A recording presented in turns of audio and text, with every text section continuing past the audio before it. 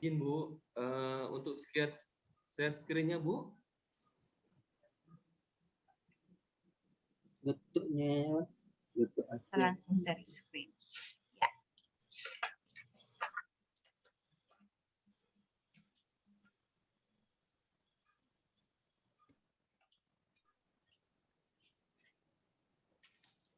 Apakah sudah boleh Dok, Bu? Silahkan.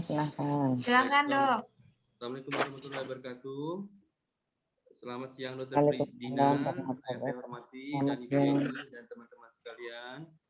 Alhamdulillah di siang hari ini saya diberi kesempatan untuk menyampaikan sedikit sebuah kasus. Baik, presentasi kasus dari Puskesmas Kendawangan, Kabupaten Ketapang. Dengan identitas pasien, apakah slide-nya nampak Dok, Bu, teman-teman?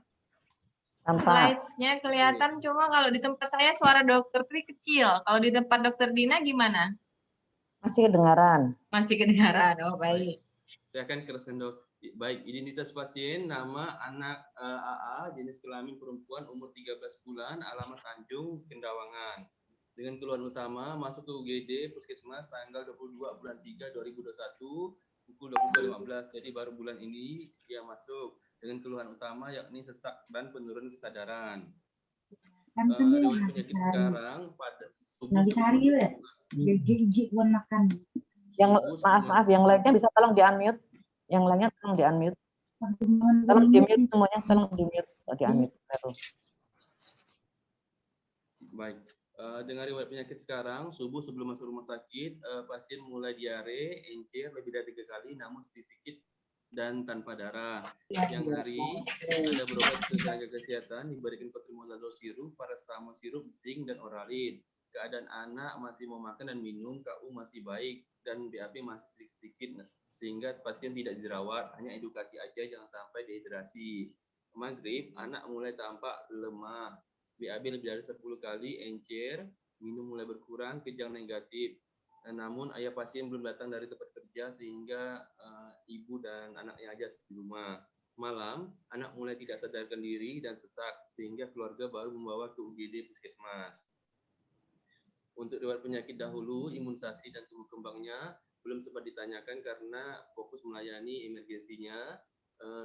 Pasien adalah anak ketiga, sedangkan anak kedua sudah meninggal, namun sebabnya tidak diketahui. Untuk pemeriksaan fisik dan penunjangnya, pasien datang pada pukul 22.15 dengan KU-nya letargi dan sesak. Dilakukan pemeriksaan pulse oximetry, nadi 132 kali, SpO2 95, RR 62 kali. Perabaan nadi lemah, mata cekung, pupil isokor 3 mm, vesikuler positif kronik negatif, S2 S1 tunggal, bunyi tambah negatif, turgor kembali sangat lambat, hepatosplenomegaly negatif, akral lebih dari 2 detik dan kaki dingin. Dan dilakukan pemeriksaan gula darah, pada waktu itu hasilnya keluar 225 mg per dl. Pada pukul 22.30, akses vena belum berhasil, pulse oximetrinya makin kurang bagus, nadi 152, SpO2-nya 85, RR 62 kali per menit, mulai tampak cyanosis perifer dan tampak tanda motile sign. Kemudian pukul 22.30 sampai 23, resusitasi dan stabilisasi dengan cairan menggunakan OGT. Pada pukul 23-nya, pulse oximetrinya mulai agak bagus, nadi 146 kali per menit, SpO2-nya 92%, RL-nya 58 kali dan pasien dirujuk. Untuk diagnosanya, shock hipovolemik et causa diare akut, hiperglikemia et causa suspek KAD. Kemudian untuk terlaksananya, yang pertama jaga ABC tetap clear dan pertahankan suhu tetap normal, oksigen 1 liter, stop minum karena pasien dalam keadaan kondisi letargis. Mencoba jalur infus namun tidak berhasil karena tidak tampak pena.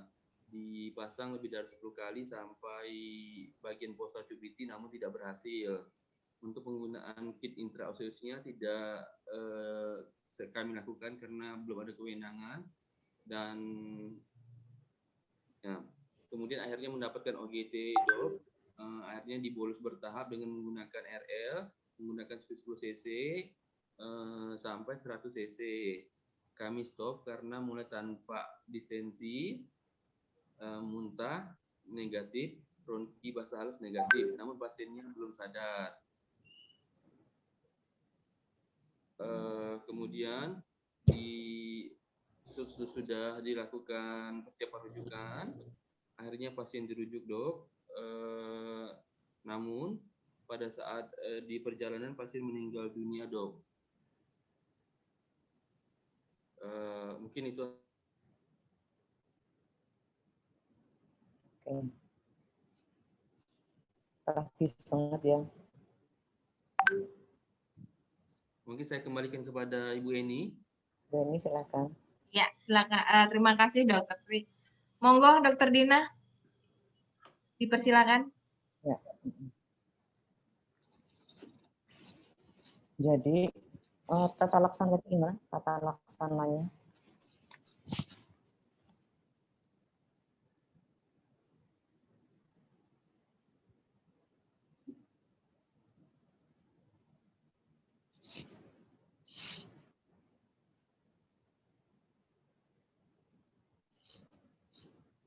Oke. Oke ya. Terima kasih. Terima kasih. Saya akan mencoba membahas kasus ini. Jadi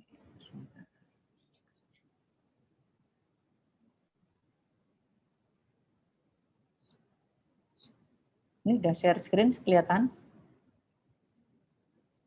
Kalau Kelihatan? Dokter Dina mau share screen berarti Dokter Belum Tri ya? stop dulu. Oke. Ya.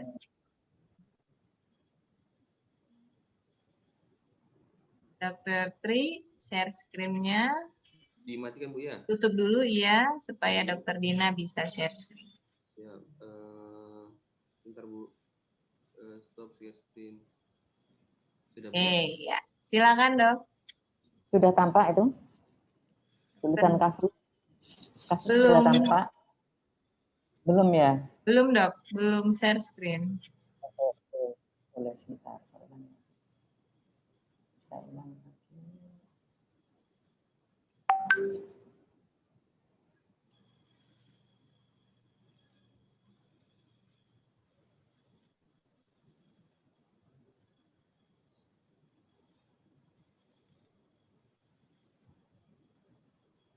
Sudah ya? Ya. Tampak? Sudah Dok. Oke. Jadi anak perempuan yang dikirim kemarin, jadi semakin jelas tadi ini anak perempuan usia 13 bulan. Beratnya 10 kilo. Kalau dilihat dari gizinya, berarti dia gizi baik. Dia di atas di atas 0 ya, berarti dia di atas grafik yang lebih tinggi, berarti antara 0 sampai +1. Gizinya dia gizi baik. Kemudian datang dengan sesak napas, kurang kesadaran. Riwayat diare, bukan riwayat diare. Dia masih dalam kondisi diare. Karena itu kan sakitnya masih pada saat subuh ya. Iya Dok. Ya, jadi masih diare. Kemudian datang dalam keadaan shock, letargis, nadi teraba lemah, pulsnya nadi 30 kali, SpO2, RR sekian, akral dingin 2 detik, GDS namun aksesnya tidak berhasil.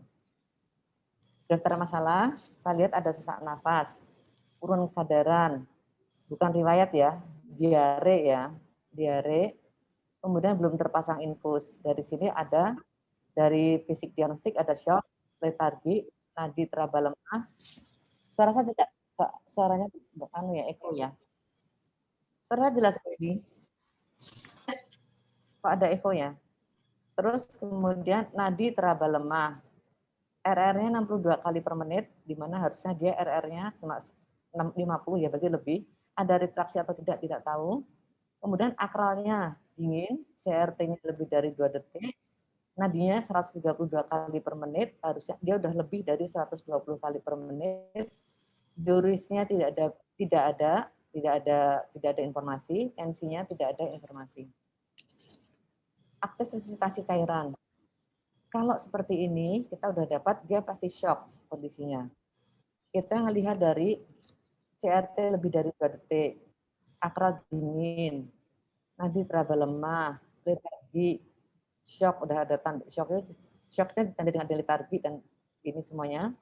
Nah, ini kemudian nomor satu yang kita cari adalah akses. Akses nomor satu intravena. Intravena tidak bisa, intraosius. Tapi intraosiusnya kita agak susah. Paling tidak kita bisa vena seksi. Ada nggak sarana vena seksi di situ, Dokter Tri? Dokter bedah atau dokter siapa itu? Sementara tidak ada dok, belum dikerjakan dok karena penanya belum dikerjakan dok. Nggak, belum dikerjakan. Ya. Nah, tapi seandainya dikerjakan, bisa nggak dikerjakan? Tidak bisa dok. Oh, berarti kita tidak punya akses ya istilahnya ya? Ya dok. Ya.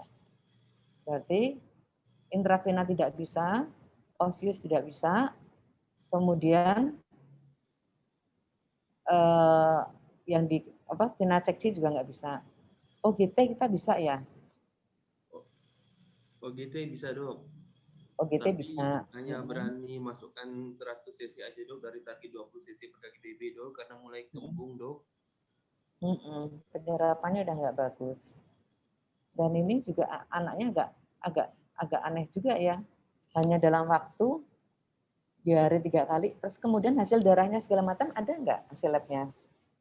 Karena puskesmas agak pelosok dok, jadi hanya punya GDS sederhana dok. Lain-lain ada dok. Kita tidak tahu, nggak ada semuanya ya. Ya dok? Semuanya nggak ada ya, berarti kita nggak punya data ya? Nggak ada dok, hematologi rutinnya juga nggak punya dok. Hematologi rutin nggak punya? Oh. Alatnya rusak dok. Oh. Aduh, agak susah juga ya. Ini bener-bener agak susah juga.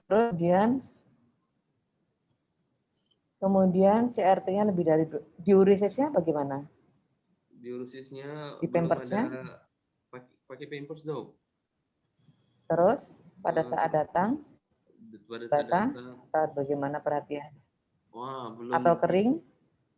Belum dilihat dok karena fokus karena tidak sampai ke situ. Iya dok. Oke. Diurisisnya nggak tahu, tensinya nggak tahu, hasil labnya kita nggak bisa. Saya sejujurnya membahas ini agak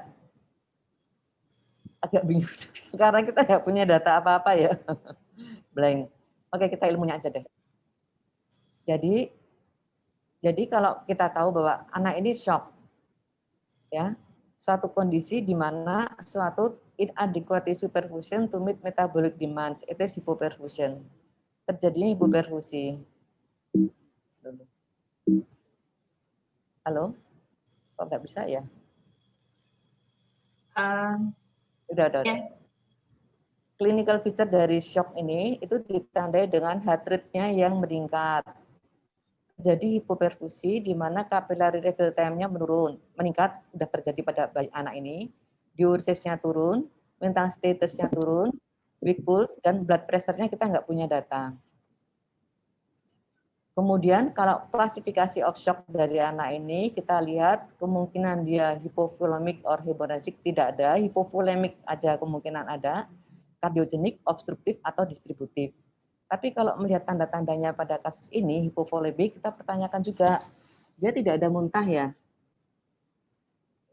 Pasien ini tidak ada muntah? Tidak ada dok. Kemudian makan minumnya mau. Siang hari. Kemudian anak ini umurnya 10 kilo. Waktu subuh itu, periksa-periksa dia kan mulai subuh sakitnya. Itu dia mau makan minumnya mau. Tapi maunya seperti apa kita juga tidak tahu ya, orang tua beda dengan kita ya. Itu pada saat dia datang tanggal 21 subuh itu anaknya tampak lincah atau tampak udah mulai lemas ya? Subuh dok, keluarga pasien tidak membawa anaknya dok, hanya membawa pada saat siang hari saat mulai diarinya belum sembuh dok. Yang diberi kotri itu dok. Ya. Jadi selama dari subuh sampai siang pasien tidak ada berobat kemanapun dok. Berarti dapat kotri itu aja kan dia sakitnya mulai subuh tanggal 21 kan berarti kan? Iya dok. Siangnya subuh tanggal 21. Dok? Siangnya baru berobat. Oke. Ya. Pada saat siang itu berarti kan kita semuanya sedang aware semua ya, bisa melihat kondisinya dia. Pada saat kita periksa, pasien ini kelihatan bugar atau tidak? Mohon maaf dok, periksanya dengan tenaga kesehatan lain dok. Waduh. Susah ya. Kencingnya juga seberapa kita tidak tahu ya. Tidak tahu, tidak ada informasi ya Ya, dok. pada saat siang ini. Nggak tahu, Nggak tahu dok. nggak tahu informasinya. Karena tidak mungkin anak ini tiba-tiba malam ini tiba-tiba tidak sadar, kemudian sesak napas, terus langsung dibawa, langsung nggak ada. Itu mesti mulai prosesnya mesti dari awal. Jadi kita tahu bahwa shock itu ada dua, mulai warm shock dan sampai dengan cold shock. Mungkin pada saat dibawa ini anaknya sudah dalam kondisi warm shock. Sudah dalam kondisi shock tapi tidak terdeteksi. Mungkin. Karena tidak ada berita anak ini bugar atau tidak. Nah, pada saat itu juga heart rate-nya tidak tahu, suhunya berapa, kencingnya bagaimana, saturasinya juga tidak tahu, respiratory rate-nya tidak tahu ya pada siang itu ya. Ya dok. Susah gak dibahas Dr. Tri? Gimana ini?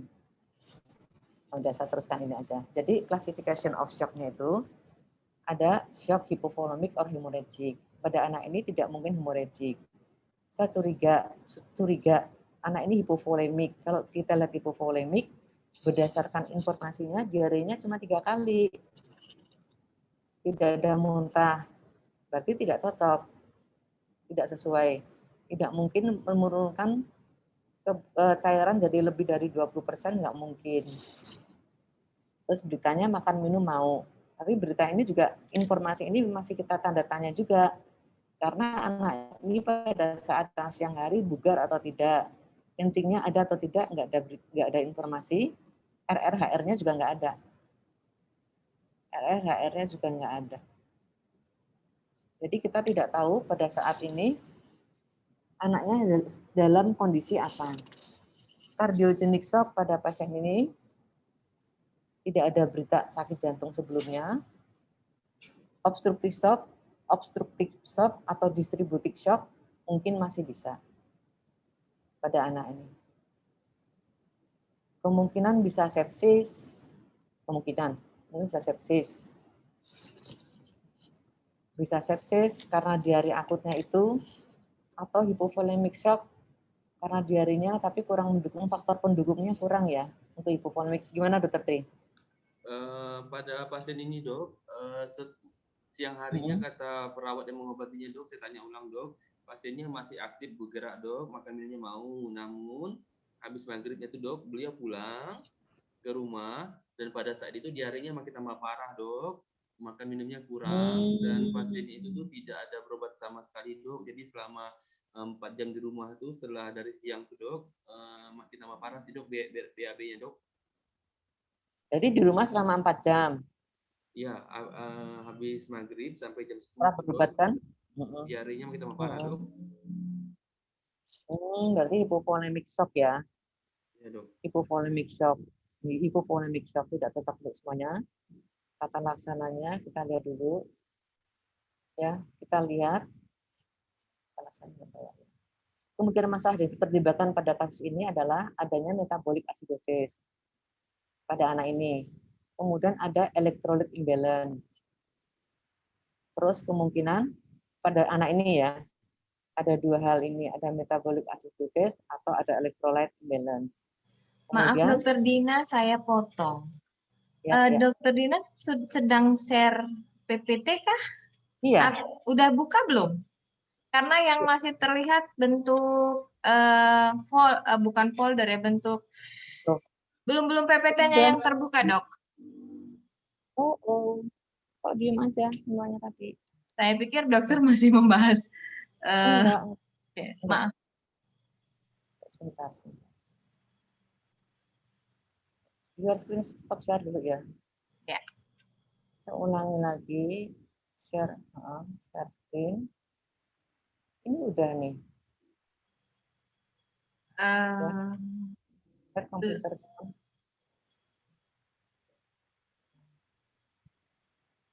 Udah? Belum dok, belum terlihat oleh saya. Padahal udah ya. Atau kalau mau saya bantu, PPT-nya dikirim WA dok? Tapi enggak, agak lama mungkin ini. Oke. Gimana caranya coba ya? Saya share screen. Buka dulu PPT-nya. Udah saya buka. Share screen.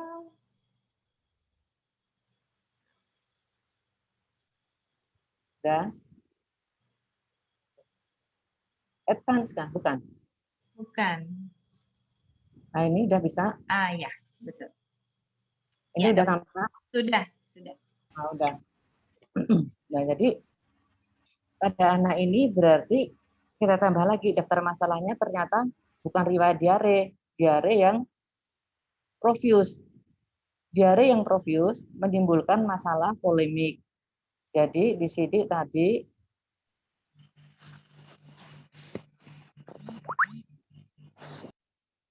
nah, hubungan sama harus dipertimbang adalah metabolic acidosis, kemudian electrolyte imbalance. Ini yang harus dipertimbangkan pada kasus ini. Itu datanya saya kurang ya. Kemudian juga pada kasus ini ya, dia udah clinical feature-nya itu udah shock hipovolemik yang tidak tertangani dengan yang belum tertangani istilahnya, belum tertangani. Karena apa? Karena kita belum melihat adanya perubahan. Takikardi, investigate further. Belum melihat perubahan di dalam ini. Masih kelihatan? Kelihatan? Nah, kelihatan dua ini? Kelihatan. Dua ini? Ya, kelihatan dok. Pulse-nya dari shock itu adalah normal heart rate, ya. Kemudian normal pulse. Capillary fill time-nya sudah kurang dari 2 detik. Kemudian normal blood pressure. Kemudian terjadi warm extremities. Kemudian normal mental status. Urin output-nya harus ada lebih dari 1 mili per kilogram per hari. Kalau anak ini berarti dia sudah harus bisa pipis. Nah, pertanyaan saya, Dokter Tri, pada saat dikirim itu, dia heart rate-nya udah mulai bagus belum? Pada saat resusitasi ya dok?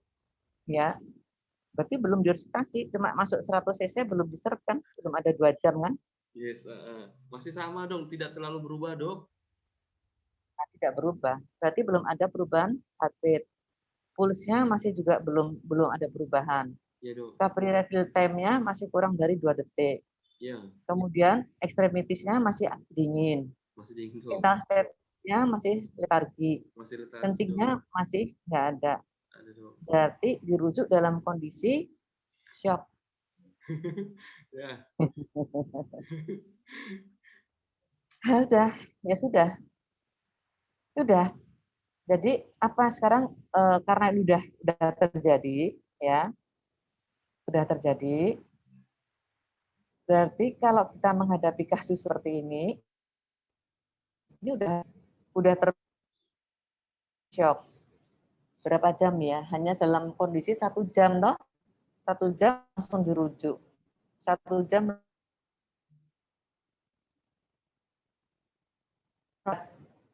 belum tertangani sama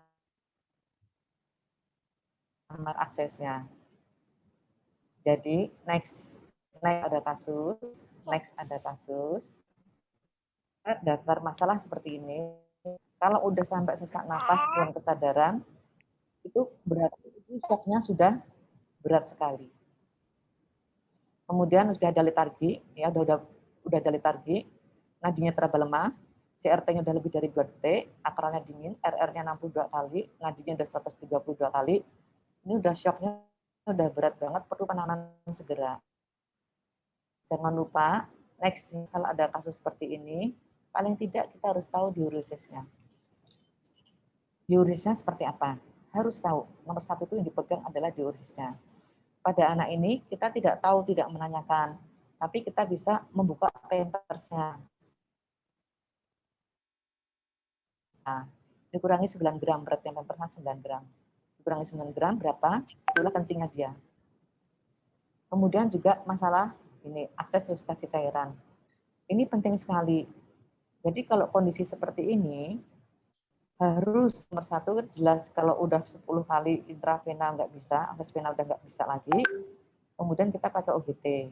Tapi OGT kita harus tahu bahwa penyerapan dari gastrointestinal itu sekitar 2-3 jam. Kita mau nambah 100 cc 1 jam, 2 jam lagi, 2 jam lagi dia udah lewat. Nggak bisa.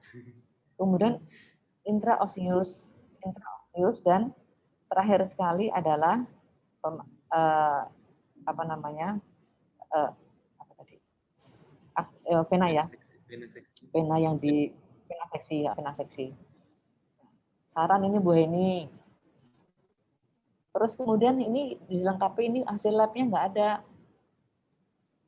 Hasil labnya nggak ada. Padahal kalau gini ini kita perlu lab cek darah rutin. Paling nggak kita tahu HB, kemudian leukosit dan trombositnya kita tahu berapa. Kalau seperti ini, kalau misalnya kita hanya berpegang pada karena itu tadi apa namanya gula darahnya tinggi, itu pasti KDS. Belum tentu KDS. Kita harus lihat KAD itu ada kan KAD ringan, sedang dan berat. Itu kita harus lihat pH-nya berapa dulu. pH-nya berapa. Kemudian asidosisnya kita harus lihat juga asidosisnya. pH-nya kurang dari 7,3 atau kurang dari 7,2 atau kurang dari 7,1. Kita lihat dulu. Ada manifestasi klinis sebelumnya pasti ada poliuri, polidipsi, penurunan berat badan ada. Tapi kalau kita lihat berat badannya anak ini umurnya 13 bulan, beratnya 10 kilo, ini gizinya gizi baik. Gemuk kan anaknya ya? Ya. Betul ya dokter? Agak gemuk, gempal gitu ya? Ya, Dok. Gempal ini anaknya. Jadi kalau kita bilang KAD agak susah. Kita tidak punya dehidrasi dengan derajat bervariasi. Ini dehidrasi berat, tapi dia udah shock. Beda dehidrasinya dengan KAD. Kemudian didahului ada mual muntah, nyeri perut, takikardi, hipotensi, tegur kulit menurun, dan shock. Itu udah terjadi kalau udah beberapa saat dan ada pengikutnya, ada pendahulunya, ada poliuri, polidipsi, dan penurunan berat badan. Tata laksana misalnya ini KAD, kita harus bisa AGD dulu dokter Tri. Ini mau KAD atau mau shock, mau itu adalah kita resusitasi cairan dulu. Dan kalaupun ini KAD, yang kita selesaikan adalah proses asidosisnya dulu, bukan sibuk-sibuk menurunkan kadar gulanya. PR aja untuk kita semua yang akan datang. Jadi ini pemeriksaan darahnya bisa enggak ini, dokter Tri? Bisa jadi enggak? Udah lapor dinas belum? Dok, saya PJUKP dok sudah nyampaikan ke manajemen 15 kali dok, tapi belum ada tanggapan dok. Oh iya. Manajemen puskesmas ya? Ya, 15 kali tapi. Manajemen di mana? Ya? Di manajemen di puskesmas itu? Ya, langsung ke kepala puskesmasnya dok, bilang. Manajemen maksudnya manajemen mana? Ya? Oh, iya. Iya, di manajemen puskesmasnya itu. Di puskesmas Kedawangan ya? Iya dok. Iya. Nggak susah kalau menghadapi seperti ini. Terus kemudian pemeriksaan. Dokter Tri nggak di poli? Di poli dan rawat inap dok. No. Di polinya nggak memeriksa pasien ini? Tidak dok, pasien datang ke UGD jam 10 malam dok.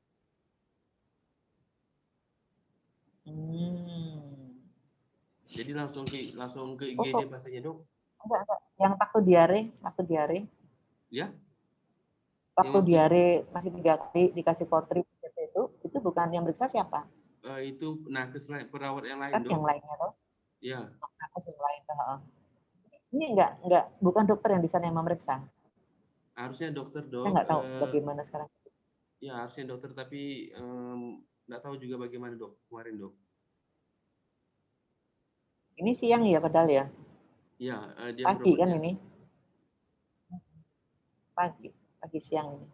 Terus sampai siang toh. Jadi jujur terus terang untuk kasus ini saya hanya bilang bahwa kasus ini adalah diare akut dengan dehidrasi berat serta shock hipovolemik, hiperglikemia. Shocknya bisa kita buktikan dengan kondisi klinis yang seperti ini, klinis semuanya yang kita bisa berikan dan pemeriksaan fisiknya kita nggak punya pemeriksaan penunjang apapun juga. Terus nanti saya ingatkan aja untuk diuresisnya ya, harus selalu diingat pasien diare itu yang ditanya nomor 1 itu adalah kencingnya masih ada atau enggak. Apalagi kalau dia udah diare udah berkali-kali. Kencingnya masih ada enggak? Kira-kira kencingnya berapa cc? Sehingga kita dapatkan tadi kencingnya dia bisa 1 cc per kilogram berat badan per jam. Oke, kita bahas lagi. Kemudian ada lagi fungsi J4 menghadapi shock itu jalan atau jalur pemberian per oral atau intravena. Jenis cairan oralitis 2 ini dalam kondisi yang sudah bagus, kristaloid atau koloid. Cairan rumatan, dehidrasi, konsentrasi, shock atau tidak shock. Karena ini shock harusnya kita beri 10 sampai 20 cc per kilogram sampai 60 menit sudah teratasi. Jadwal pemberian cepat 10 sampai 30 menit teratasi. Kemudian kita lihat bagaimana. Sejawat-sejawat yang lain dari puskesmas lain bisa sharing bagaimana kondisi. Silahkan sharing yuk gantian. Ya, dipersilakan. Untuk kasus yang sama maksudnya ya, Dok? Ya, kasus yang sama. Yuk, silahkan. Mau nambah Pengalaman kali ya, Dok? Ya, betul. Kasus. Ini dengan kondisi sangat terbatas seperti ini. Betul, Dok, dengan keterbatasan di puskesmas. Sangat terbatas sekali, ya. Sama, Dok. Silahkan Puskesmas Teluk Batang. Sama, Dokter. Kami pun alat hematologinya rusak juga, Dokter. Di kabupaten tetangga ya? Iya, Dokter. Iya, Bu. Sama-sama rusak. Iya, Bu. Aduh. Jadi kita nggak bisa mengandalkan AGD, IGDS. IGDS itu kan yang pakai model aku cek itu ya, artinya aku cek sih, yang model itu pakai itu aja kan? Rapid. Ya kan? Nah itu aja, rapid aja. Itu kadang-kadang hasilnya juga nggak bisa dipercaya. Terus untuk orang yang sudah mau mendekati masa-masa, apalagi pupilnya udah isopur midriasis, gula darahnya pasti akan tinggi. Jadi kita nggak bisa bilang Kak Adi. Ini shocknya belum teratasi, udah dirujuk. Silahkan yang lainnya lagi, dokter dari Batang tadi. Waduh. Gimana kalau menghadapi kasus seperti ini? Anggaplah kita yang menghadapi seperti ini.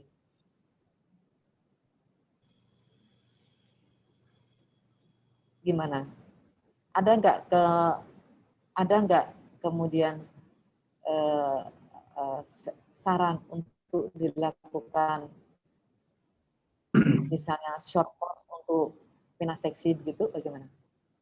Ya, izin dokter, kalau kami dokter biasanya kalau sudah didapat pasien yang mengalami yang shock seperti ini, mungkin kalau kami mencoba memberikan terapi cairan dari intravena sudah dicoba sampai 5 kali, langsung kami konsultasikan ke rumah sakit di Kayong Utara ini untuk misalnya membantu memberikan mencoba untuk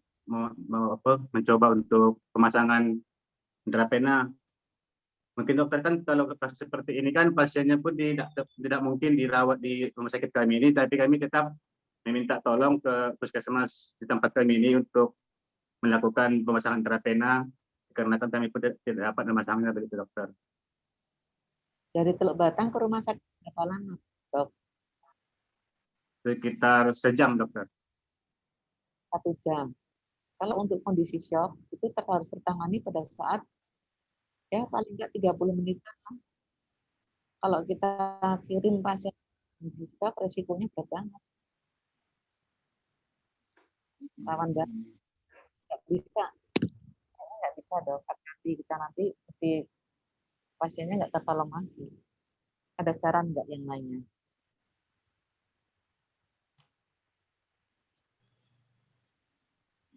Silahkan dokter. Silakan Bapak dan Ibu. Pengalamannya silahkan sharing. Dok, ini kalau saya lihat data aset ya dok, sebenarnya tuh banyak alat-alat kesehatan yang sudah kita sebarkan di puskesmas. Ya. Nah, tapi mungkin menurut kalau kami dari sudut pandang kami sih melihat proses maintenance-nya yang kurang maksimal sehingga banyak alat yang kita miliki tapi juga tidak bermanfaat. Ini bisa di-mute.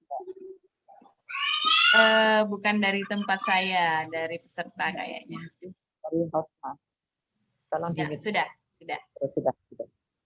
Kalaupun kemudian kita sediakan kembali alat seperti itu ya dok, kalau kita tidak bisa memastikan teman-teman user bisa melakukan maintenance dengan baik, nah analisnya juga tidak setiap puskesmas ada dok. Kalaupun ada cuma satu. Ya. Kalau kasusnya malam, analisnya biasanya juga udah di rumah. Benar nggak dokter Tri? Iya kan ya?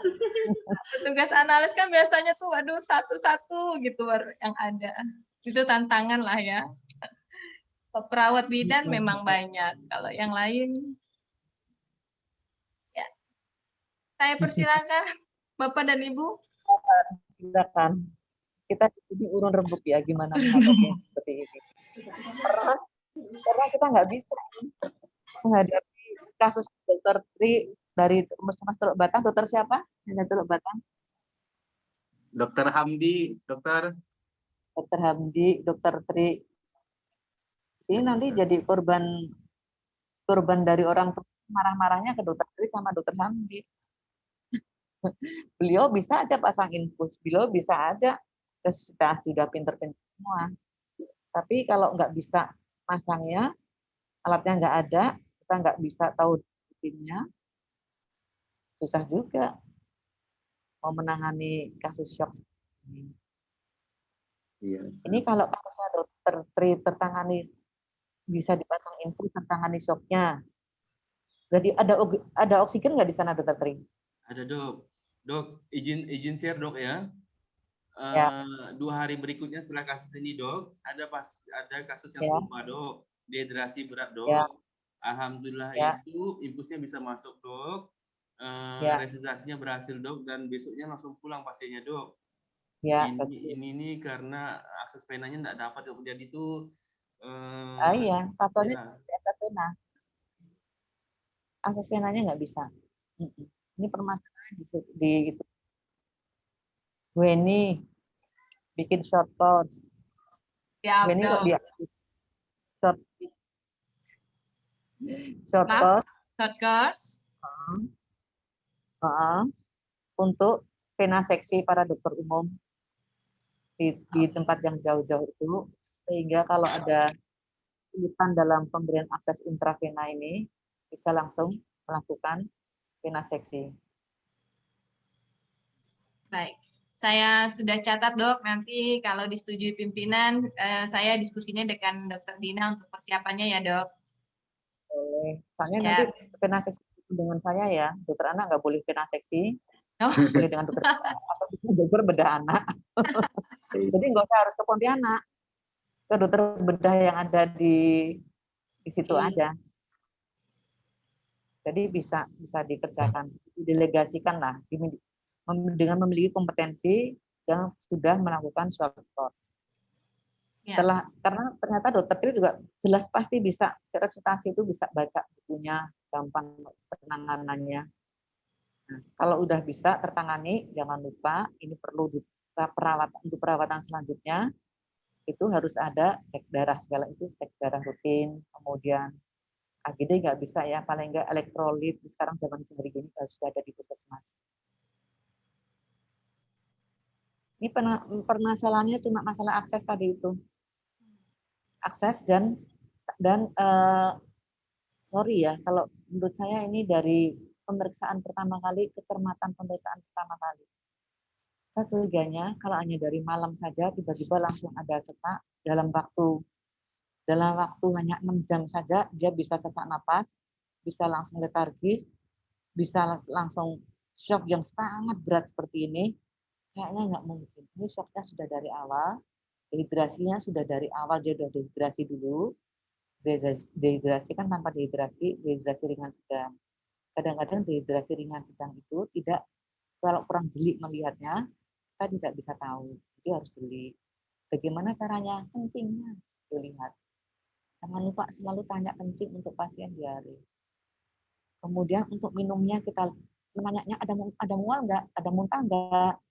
Tanyanya bukan hanya seperti itu. Kalau bisa minum obat nggak Bu ini? Bisa minum obat. Terakhir kapan minum air putih? Udah 5 jam yang lalu. Kenapa nggak diberi minum beberapa ini? Kalau diminum dia agak mak sedikit, berarti nggak bisa minum. Indikasi rawat inap dari awal. Jadi kita harus jeli dari awalnya supaya tidak terjadi dehidrasi berat yang sampai ke arah shock. Itu masalah kejelian aja dari awal. Karena nggak mungkin ya dari subuh langsung tiba-tiba datangnya langsung tidak sadar. Padahal dia hanya 4 jam diarinya terus-menerus langsung nggak sadar. Itu kasusnya jarang sekali. Kecuali memang orang ada pembiaran dari keluarganya dianggap nggak apa-apa, mau ngenteng-ngentengi dan lain sebagainya. Karena saya pernah punya pasien diare dengan 10 kali sehari, saya lihat dia dehidrasi ringan, segera kita tolong, oke, baik. Silahkan dari yang lainnya. Kalau enggak, saya memberikan masalah ini yang penting sekali. COVID ada enggak di daerah Pendawangan? Izin dokter Dina. Dok, izin bertanya dok. Dok, ya. Untuk shock kan 20 cc per kg/BB dok ya? Ya. Kalau untuk yang OGT-nya dok, bolehkah dan efektifkah kita masukkan volume sebanyak itu dok? Jika kita tidak bisa, jika akses vena tidak bisa dok? Nggak bisa, tidak efektif. Kita tadi masukkan 100 berapa cc tadi? 100. Jadi cuma 100 cc. Tapi udah tampak tadi bahwa abdominnya langsung tampak distended. Ya. Nah, pengosongan lambung itu kapan berapa? Gastric emptying itu rata-rata 2-3 jam. Kalau dalam kondisi dia yang shock itu bisa lebih lama lagi, bisa sampai 4 jam. Kemudian kita lihat dari jam 22.30 sampai ke 23 baru 1 jam kita belum bisa nambah lagi. Jelas kalau nambah 200 sampai 200 nggak bisa. Karena terkendala gastric emptying time-nya. Status digestifusnya nggak mampu menelan 200 cc dalam waktu 2 jam langsung hilang lagi, kita kasih. Belum sampai 2 jam dia udah nggak ada duluan. Belum sampai 2 jam kan? Belum sampai 2 jam. Ya, 23 nggak bisa. Jadi OGT itu hanya justru kalau misalnya dia itu KAD, harusnya malah pasang OGT harus dikosongkan lambungnya, RW-nya dibersihkan, ketingnya dibetulin, sirkulasinya dibetulin, baru kita main insulin, nggak sibuk-sibuk nurunin GGS, tapi perbaiki dulu kondisi klinisnya, asidosisnya. Anak ini udah berat banget nih. Terus ada lagi Dr. Hamdi, yang lainnya silakan. Saya baca banyak banget ini dari. Saya mau webinar nanti jam 2. Dok, izin bertanya, Dok. Silakan, Dr. Hamdi. Dok, Nggak dengar. sebentar.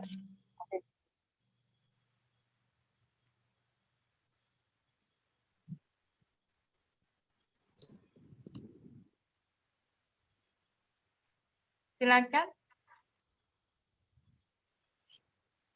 Kalau seperti kasus dokter harus dipasang juga kaitunya, kateternya dokter. Ya. Pasang Untuk kateter. Iya dokter. Boleh, nggak apa-apa kalau emang ada kateter. Kateter vena atau kateter urin? Kateter urin dokter, kateter urin. Boleh. Kalau emang ada memasang untuk perempuan 13 bulan itu dalam kondisi malam-malam, hati-hati ya masuknya, susah untuk perempuan. Kalau laki-laki sih gampang. Kenapa dokter T ketawa? Susahan masangnya? Dokter? Gimana? Bisa masangnya? Pasang kateter untuk perempuan, bayi perempuan Yang- 13 bulan bisa. Udah pernah Kalau nyoba? kalau anak saya belum pernah coba dokter. Ya, boleh. Kalau emang bisa memasangnya, tidak menyakiti anak ini, tidak salah pasang, bisa saja dipasang. Untuk melihat diurisnya berapa. Tapi kalau anak ini masih pakai pampers, biasanya dia bisa sendiri. Tapi untuk shock ini baiknya memang pasang kateter juga. Bagus itu yang dipasang kateter. Kalau bisa pasang Ya dokter. untuk aktivitas saya. Silakan. Silakan Bapak dan Ibu. Rina, izin dok. Ya, Dok, silakan. berarti kalau kami yang ada di daerah yang jauh dari rumah sakit dok, kalau kondisi seperti ini ibaratnya pasrah gitu dok ya? Yang nggak bisa pasrah, Maksudnya hampir kursus dulu, Dok. maksudnya kalau sudah akses penanya nak masuk dan sebagainya. Nggak bisa, OGP larikan. Tetap Oh, harus itu. Kursus dulu, nggak bisa. Nanti kita kena itu ke orang tuanya. Ini kalau orang tuanya tahu permasalahannya bisa marah-marah. ya. Nggak bisa. Kita harus kursus venaseksi dulu. Oh. Kursus venaseksi ke dokter bedah di setempat. Harus. Paling seminggu atau seminggu aja. Nggak bisa ada kompetensi. Nggak bisa. Nggak bisa ini. Saya Izin, kalau Dok, bertanya, mendapatkan venaseksi, ya silakan. Dokter Hamdi, silakan. Silakan Dokter Arizal ya dari Capkala. Dokter Arisa dari mana? dari Puskesmas Capkala di Bengkayang, Dok. Di Silakan, Dok. Kabupaten Bengkayang, Dok.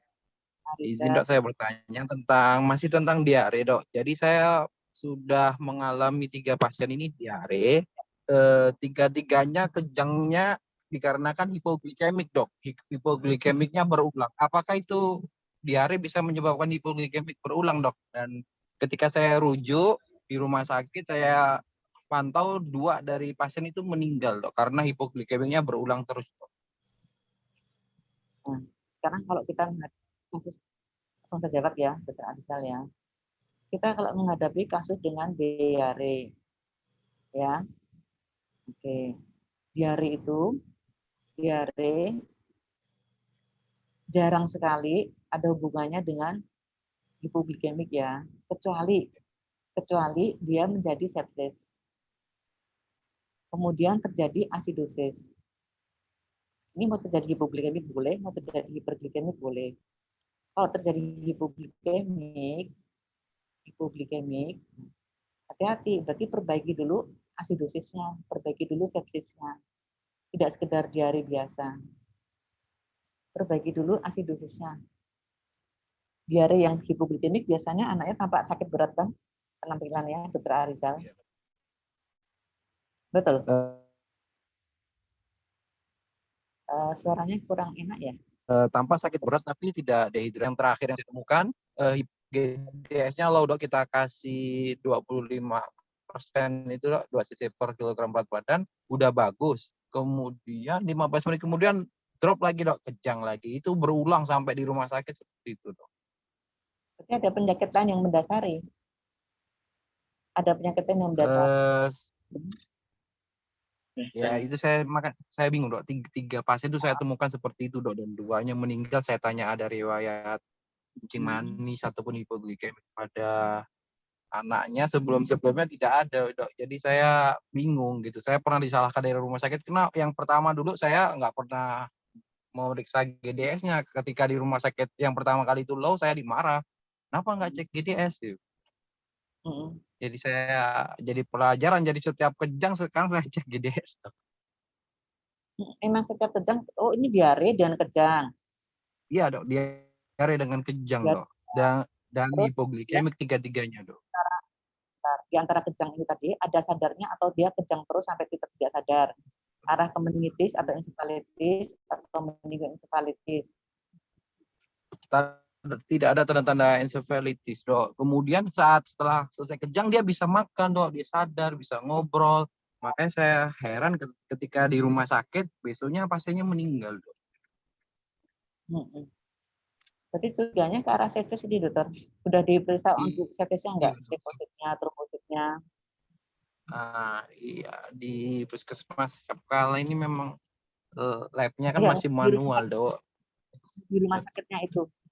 Di rumah Oh, sakitnya di rumah itu. sakitnya saya tidak dapat informasinya sih, Dok. Cuma dapat informasi dari orang tuanya bahwa anaknya sudah meninggal. Besoknya meninggal. Katanya gulanya turun berkali-kali. Itu sepsis itu. Itu sepsis. Oh, gitu, Dok. Itu udah dikasih antibiotik belum di rumah sakit? Kita harus tahu depositnya Sudah berapa. dikasih, Dok. Oh, iya, Dok. Kita harus tahu Berarti depositnya berapa hipoglikemiknya karena sepsis. karena sepsisnya itu. Karena jarang banget ya diare itu kena langsung ke hipoglikemik, sebab langsung tuh hampir tidak pernah sama jumpa seperti itu. Tapi kalau disertai dengan yang lainnya lagi, sepsisnya itu bisa saja seperti itu. Ya, Curiganya ini sepsis memang karena tiga pasien ini, Dok, diarenya sudah 1 minggu dan tidak berobat pasiennya, Dok. Ada demam nggak? Nah, yang waktu saya periksa tiga-tiganya ini demamnya mungkin cuma 37-an, Dok, nggak nyampe 38, Dok. Pada saat dia kejang? Iya, Dok, saat dia kejang. Makanya saya awal-awal pertama biasa curiganya karena elektrolit, cuma karena tidak ada demam tidak. Jadinya saya curiganya karena gulanya, Dok. Hipoglikemiknya juga kalau ini informasinya juga nggak jelas juga ya. Saya nggak tahu elektrolitnya berapa, leukosit, trombosit, kemudian CRP kita tidak tahu. Tidak tahu CRP-nya berapa.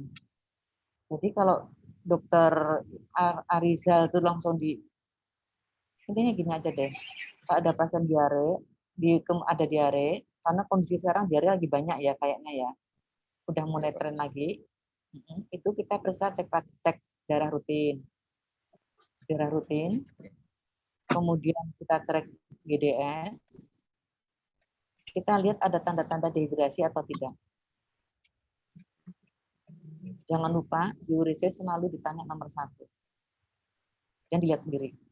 Kalau ada tanda-tanda dehidrasi atau dia kayaknya potensial dehidrasi deh, tapi nggak ada istilah potensial dehidrasi ya. Tapi sepertinya makan minumnya tidak mencukupi. Dia muntah, tapi saat kita ke tempat kita dia tidak ada dehidrasi. Mendingan dirawat saja untuk observasi.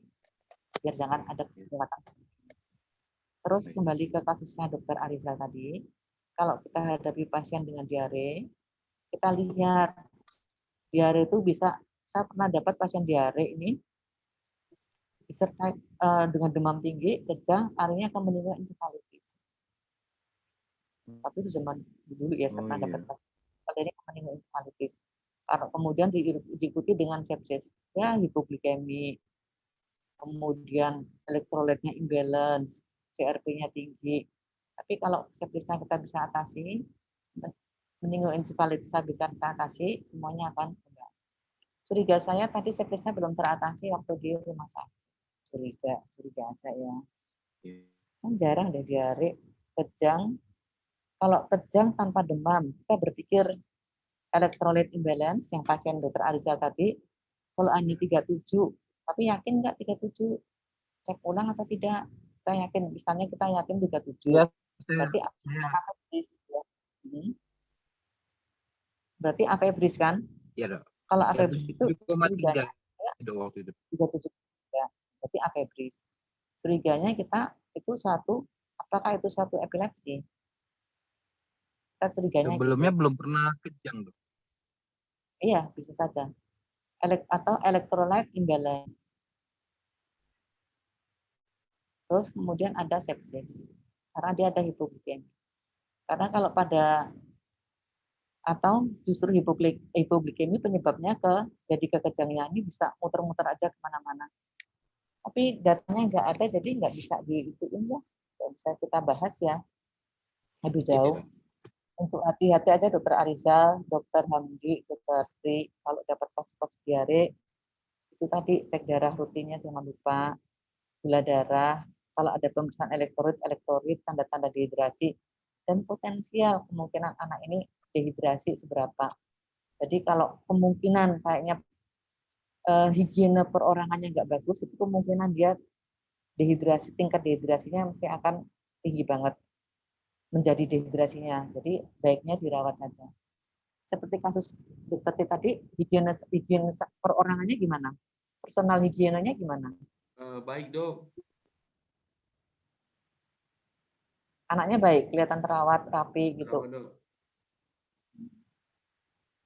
Tapi soalnya ada miss dia tuh ya. Missnya tiba-tiba langsung diarenya banyak banget, langsung nggak sadar tuh. Berarti memang lebih dari 30 kali seorang sampai tidak ada, bener-bener deh. Bener-bener dia lebih berkali-kali waktu malam itu. Ya, pihak keluarganya itu nampaknya agak menunda dalam membawa ke UGD dok. Nunggu suaminya dok, jadi dibiarkan di rumah dok. Tadi yang bawa dok. Terlambatan dari keluarga. Ya. Oke, silakan yang lainnya lagi. Kayaknya diare itu gampang ya, tapi ternyata kok banyak implikasinya banyak sekali. Dokter Dina, izin bertanya dok. Dok, bagaimana rasionalisasi penggunaan antibiotik pada diare dok, selain pada kasus disentri dok? Apakah harus pakai antibiotik dok, misalnya cotrimoxazole atau yang lainnya, ataukah hanya terapi simptomatik zinc aja dan sebagainya dok? Terima kasih dok. Ya, kita kalau untuk diare, indikasi untuk pemberian antibiotiknya itu banyak banget ya. Kita harus tahu kumannya, kalau kumannya ini antibiotiknya ini. Kumannya itu antibiotiknya itu, dan kita tidak bisa melihat kumannya, jenis kumannya kita tidak bisa melihat. Jadi sekarang kita melihat diare ini ada tanda-tanda infeksi yang lainnya enggak pada diare. Misalnya ada demam. Ya, terus yang kedua, leukositnya tinggi. Dia tapi tidak dehidrasi ya. Tidak dehidrasi, leukositnya tinggi, dia ada demam. Boleh saja kita kasih antibiotik. Kita kasih antibiotik, kalau sekarang masih dari puskesmas, itu kan masih kotri ya? Iya, kotri dok. Ya, masih kotri sama zinc. Ya, cuma itu saja, sama paling turun panas. Dan yang kita edukasikan ke orang tuanya, tadi itu ada tanda-tanda dehidrasi, perawatannya kayaknya, kita ngelihat kayak ini higien perorangannya, personal higienenya bagaimana? Kalau personal higiennya kayaknya nggak bagus, meskipun tidak ada tanda-tanda dehidrasi, misalnya informasi makan minumnya tidak jelas, banyak atau tidak kita tidak tahu, dirawat saja.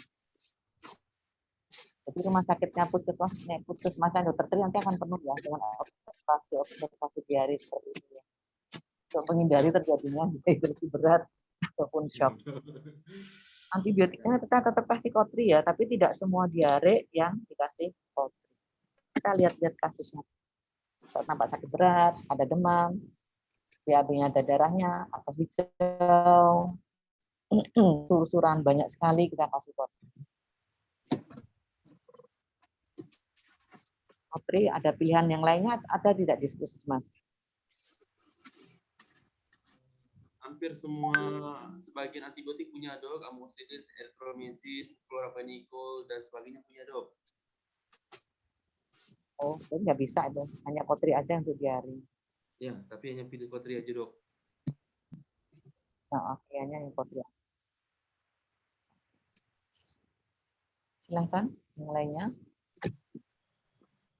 Ya, dipersilakan Bapak dan Ibu memanfaatkan kesempatan yang baik hari ini bisa berdiskusi dengan Dokter Dina.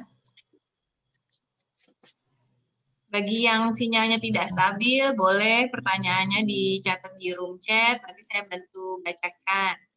Gitu ya dok ya. Go, kalau Izin dok. Ya, silakan. Izin dok, mau bertanya tentang diare ini dok. pada beberapa dokter saya melihat ada diberikan Smecta, Dok. Itu bagaimana, Dok? Kemudian apa? Kenapa diberikan pakai Smecta, Dok? Oh, Smecta. Ada beberapa dokter menggunakan Smecta, Dok. Bagaimana indikasi pemakaian Smecta, Dok? Ya, Smecta. Smecta itu isinya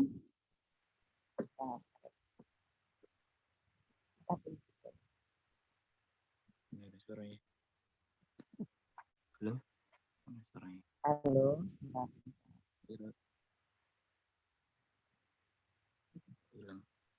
Isinya dioctahedral smectide untuk mencegah dan mengurangi diare. Ini obat bebas dijual. Golongannya obat bebas. Jadi ceritanya zaman dahulu. Jadi kalau diare itu ini yang cerita almarhum Prof. Agus ya. Dia baru saja meninggal. Diberi cairan oralit.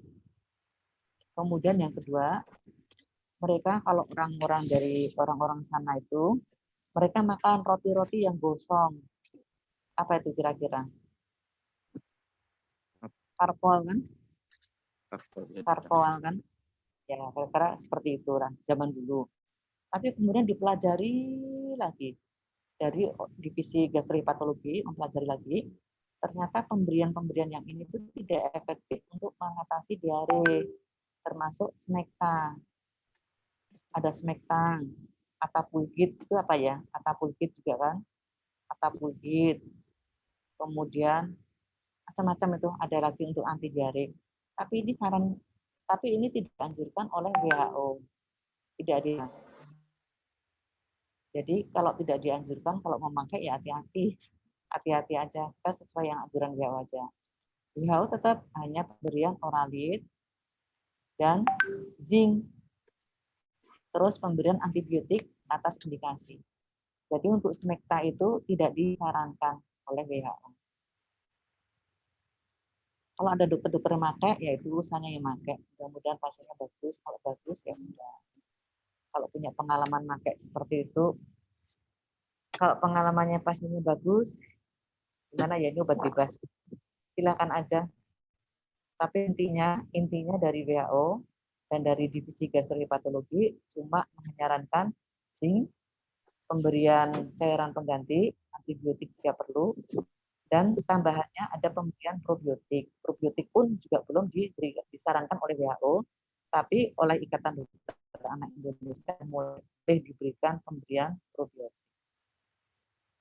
Jadi pemberian Smecta kita pikir-pikir ya, hati-hati, itu bukan suatu prosedur rutin pada kasus dia.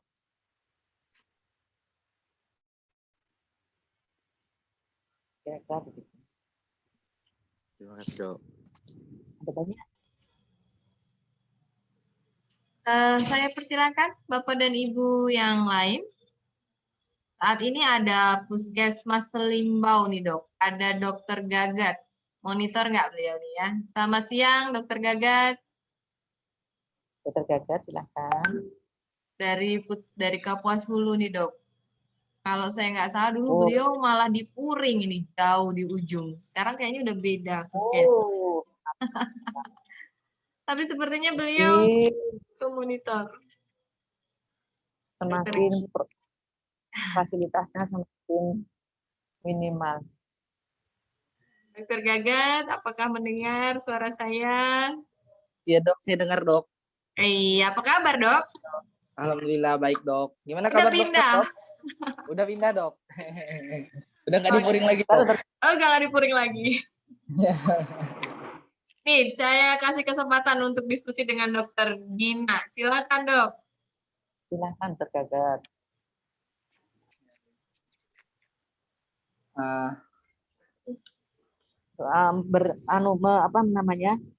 Sharing pengalaman. Sharing pengalaman, betul.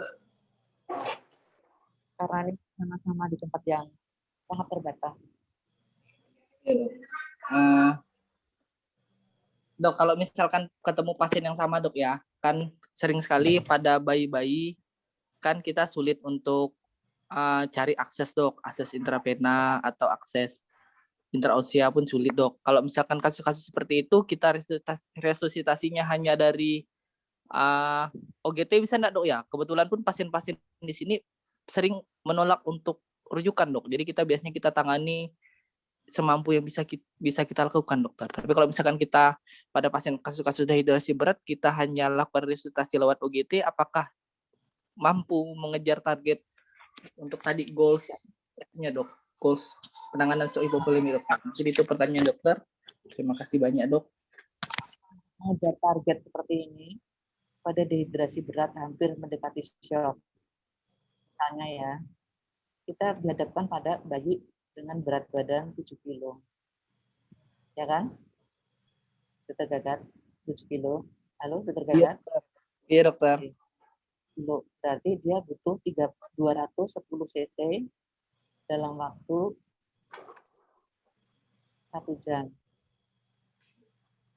Dan itu 490 cc dalam waktu 5 jam. Nah, kalau seperti ini, kita memberikan dalam waktu 1 jam 210 cc untuk 7 kilo, kira-kira bayi umur 7-8 bulan, tidak terkejar, Gagat. Oh, berarti Tidak terkejar. Berarti tidak efektif. Karena pengosongan lambung, ada pengosongan gastrik infying time itu 2-3 jam pada orang yang individu yang sehat ya. Tapi ada yang sakit itu bisa lebih lama lagi. Pada dehidrasi berat biasanya kan perfusi sudah mulai turun. Berarti darah-darah yang mengalir ke usus juga turun. Berarti sistem pencernaannya juga, persaknya juga mulai turun. Pencernaannya turun. Kalau dia ini bisa lebih lama lagi, bisa sampai 4 jam untuk pengosongan lambung. Jadi sangat tidak efektif. Jadi yang perawatan opsi tadi paling tidak Oseus. Tapi saya juga Oseus ya. Kalau ada yang lebih banyak lagi dari saya, silakan coba Oseus. Oseus coba untuk diresusitasi dalam waktu 1 jam. Kemudian sampai setelah 1 jam intraoseus 1 jam. Kemudian kita coba lagi intravena. Udah ada terisi. Ini nggak bisa, baru kita ke vena seksi. Gimana, Dokter Gagat? Berarti memang tidak ada jalan lain, dokter ya, selain harus cari akses untuk langsung ke darah, Dok ya. Tidak terkejar. Tidak terkejar, harus intravena.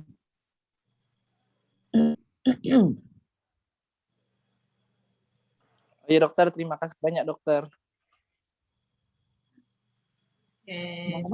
Kasus COVID masih ada nggak? Kasus COVID gimana di Puskesmas?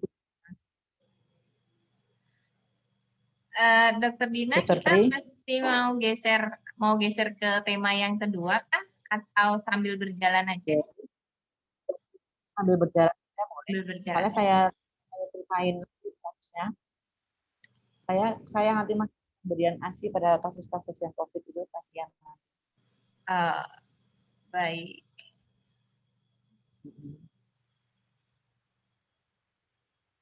Berarti kita lanjut Saya mau diskusi tanya dulu. ya, Dok. Silakan. Ini dulu yang lainnya. Yang Dokter Tri, Dokter Hamdi, Dokter Arizal, Dokter Gagat, ada enggak yang mau dibahas, Bu Giri? Terus bagaimana dengan kasus COVID pada ibu hamil di situ? Coba saya ingin jawabannya. Pada ibu hamil. Atau bahkan pada ibu yang sementara di tempat saya belum ada, Dok. Belum ada kasusnya, Dok. Sementara di puskesmas saya, Dok. Di Puskesmas Puring. Puskesmas mana? Capkala. Di Capkala sementara belum ada, Dok. Oh, belum ada. Dokter Hamdi ada? Dokter Hamdi ini sepertinya baterainya sudah low, mati lampu, Dok. Nggak bisa lanjutin, sepertinya beliau akan segera lift duluan. Ya. Bu Bidan, ayo coba. Bu Bidan siapa? Bagaimana dengan persalinan di situ? Pada pasien-pasien COVID bagaimana? Atau memang COVID belum ada di daerah hulu-hulu?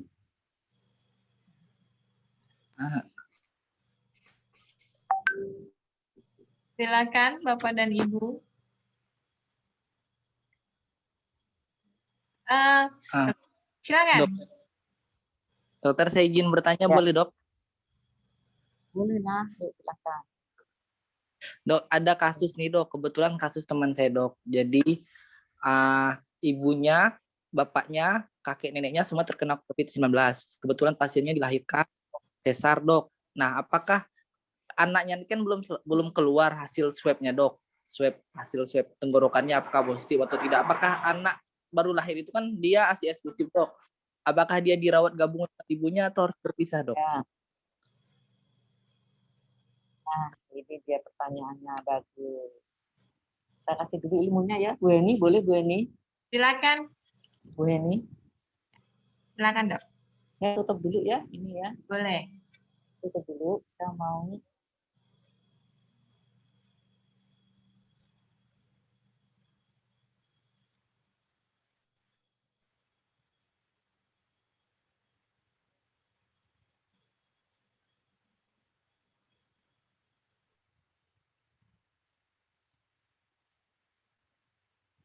loh, kok udah terus? Udah tampak belum materi saya? Belum Dok. Belum terlihat di tempat saya. Udah tampak?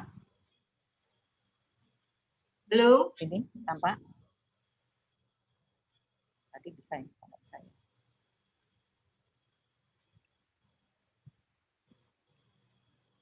Nah Ya. ini? Ya. Pak Sudah ya. terlihat Dok. Nah, ini. Jadi ini penting sekali ya, penting sekali. Kalau belum dapat kasus, pasti kita sepertinya tidak bilang tidak penting.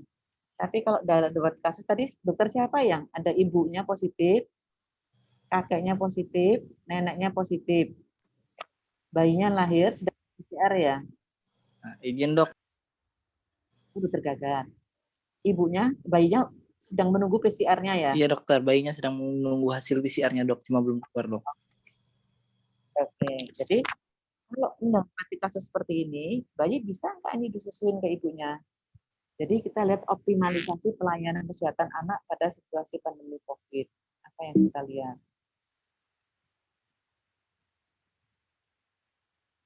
Nah, ini pentingnya nutrisi bagi bayi. Nutrisi untuk bayi dari ibu dengan COVID-19. Tumbuh kembang anak masa pandemi. Jadi bayi itu dari sekarang kita kan masih ingat ya 0 sampai 1000 hari pertama. Disinilah masa-masa pertumbuhan otak itu terjadi. Kalau di sini ada kegagalan di satu masa, maka otak itu akan tidak bisa mencapai 100% dan dia tidak bisa mencapai fungsinya, optimalisasi otaknya tidak tercapai dan ada masalah dengan kognitifnya nanti di kemudian hari. Nah, total brain volume seperti ini. Volume otak saat berusia 2 tahun, 83% dari volume otak dewasa seperti ini. Jadi kalau ini dalam umur 24 tahun dia nggak bisa seperti ini, tapi dia tutup di bawah ini, nanti dia akan mengejarnya lagi sampai umur sekian, susah. Dalam seperti ini, proses di dalam otaknya sudah selesai, tinggal untuk maturisasi saja. Fungsi terbaik tetap ASI, ya. ASI untuk bayi, untuk mortalitas turun, infeksi trauma diare dan infeksi pernafasan turun, kejadian EKN juga turun, protective communicable disease kemudian hari, misalnya diabetes turun, peningkatan perkembangan kognitif dan emosi bayi. Untuk ibu, perdana kontrasepsi natural, risiko hipertensi, diabetes mellitus juga turun, risiko kanker payudara dan ovarium turun, perdarahan postpartum dan involusi uterus lebih cepat. COVID, bagaimana Ibu? Nutrisi untuk bayi dari ibu dengan COVID-19. Lahir saat sebelum pulang dari rumah sakit, berhubungan erat dengan status COVID-19 dari ibu. Kemungkinan terjadi transmisi vertikal, umumnya gejalanya ringan. Saat di rumah tertular oleh lingkungan atau keluarga, gejalanya lebih berat.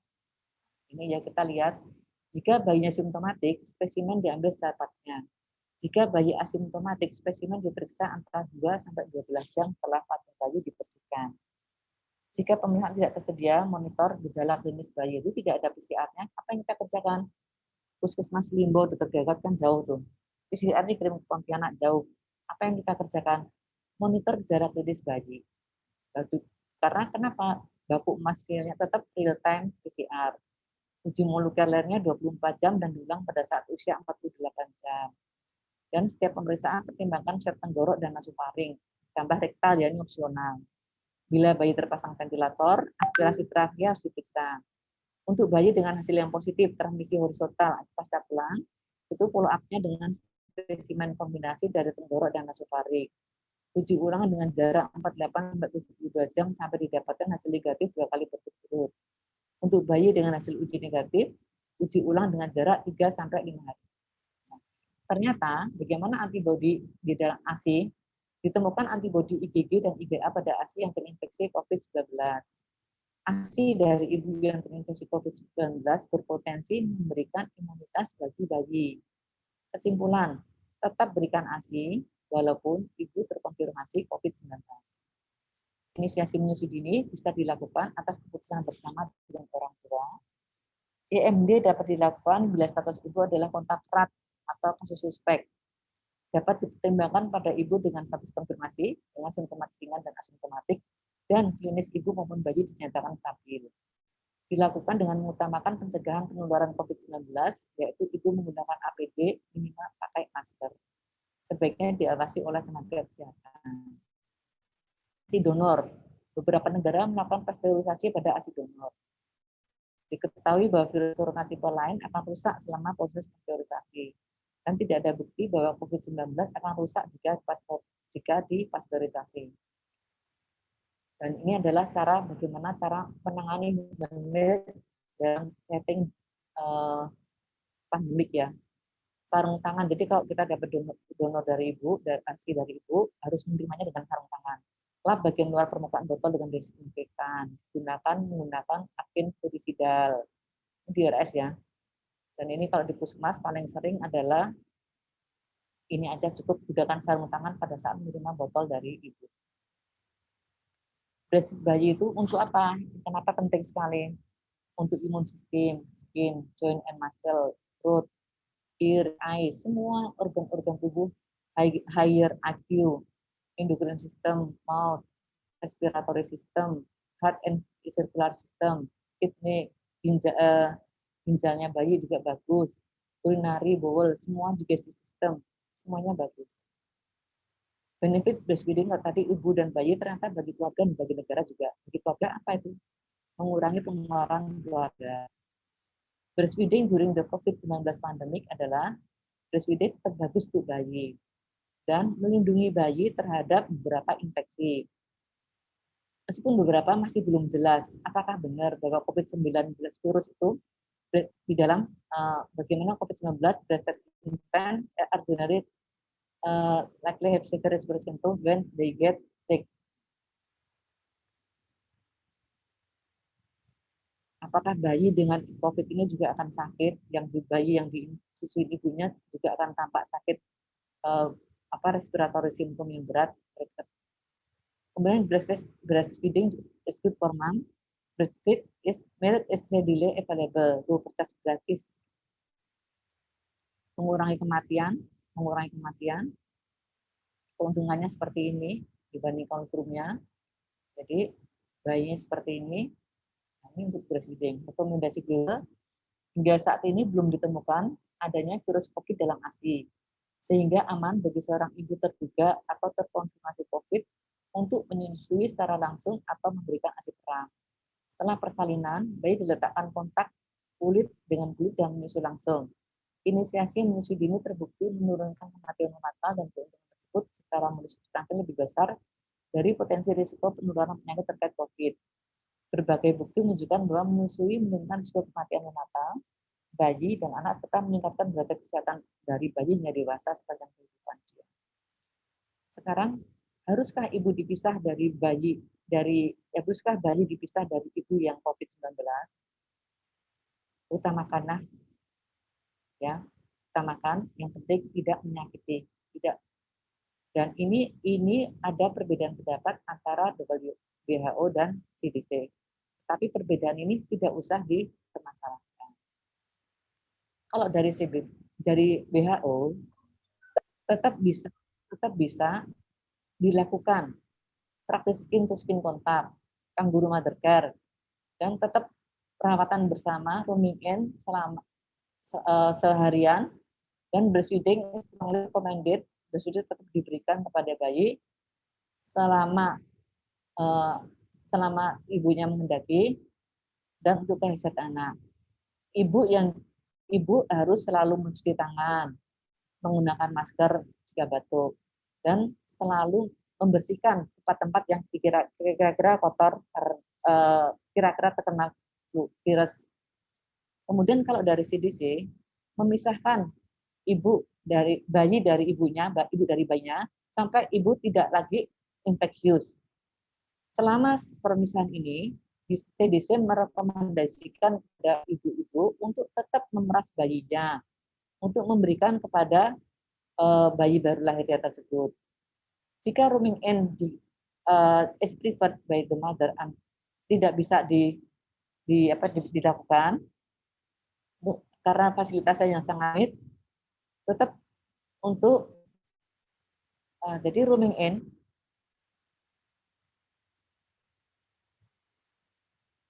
tetap ada tidak dianjurkan untuk fasilitas yang limit ya.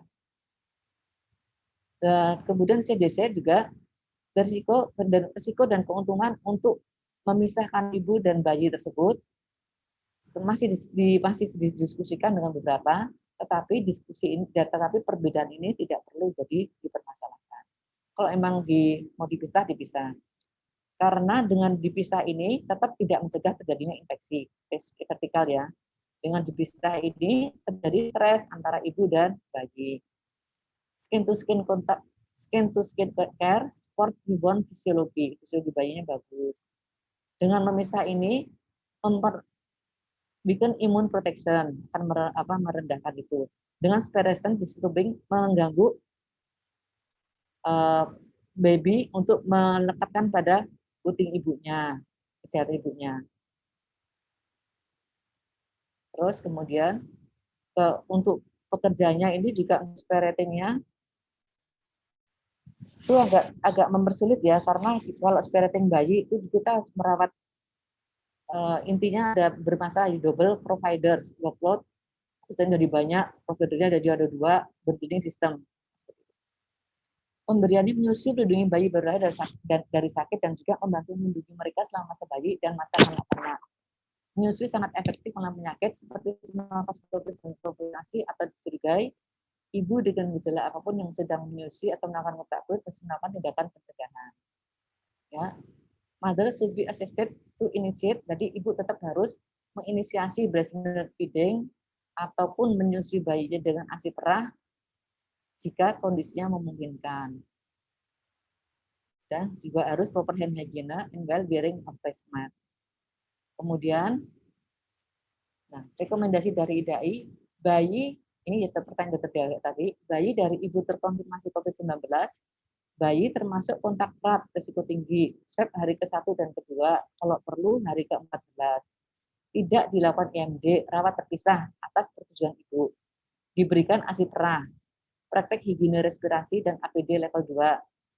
Pompa ASI terjaga kebersihannya, konseling dan dukungan psikososial. Jadi kalau ibunya positif, sudah pasti positif. Kalau kakeknya positif, neneknya positif, bayinya masih menunggu PCR. Selama bayi masih asimptomatik, tidak menunjukkan gejala apapun juga, bayinya tetap sehat, bayinya bisa disusulkan ke ibunya langsung, tapi ibunya pakai masker, jaga kebersihan. Kemudian pada saat rooming in ini, bayi dan ibu, ini juga ibu PDP ada, kemudian 2 jam.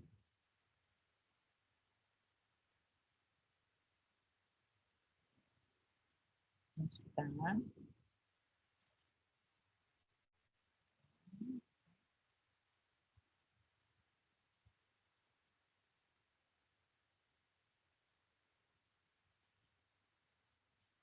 Nah, jadi dokter Gagat, Iya, dokter. masuk. Jadi kesimpulannya, ibu yang positif, ya sebetulnya ya, apakah ibu positif diduga terinfeksi COVID? Ya, Apakah ibu cukup fit untuk menyusui? Misalnya jawabannya ya, ibu harus mengenakan masker medis saat menyusui. Jika masker medis tidak tersedia, sarankan ibu untuk bersin atau batuk tisu dan segera dibuang setelahnya mencuci tangan. Dada perlu dicuci jika ibu sudah batuk, dada. Payudara tidak perlu dicuci sebelum menyusui. Jadi intinya sebetulnya boleh menyusui, tetapi selama ibunya menggunakan APD. Terus kemudian apakah ibunya bisa rooming in? Bisa rooming in. Kalau ibunya misalnya ada sedikit gejala, rooming in dengan jarak paling tidak 2 meter. Kemudian dikasih korden, ibunya tetap pakai masker. Kalau menyusui tetap pakai APD. Jadi APD artinya APD bagian aslinya, bagian susunya bisa dibuka ya. Tapi kalau enggak tetap pakai APD dan bayinya disusui seperti biasa. Jawabannya bisa dokter Gagat disusuin. Kemudian jika seandainya ibunya masih ragu-ragu untuk menyusui, bisa express breast milk. Silahkan. Selama semuanya harus menjaga kebersihan. Silahkan, diskusi kita buka. Silahkan kalau ada kasus-kasus COVID. Karena ini lagi ngetren banget sekarang ya. Silakan Bapak dan Ibu.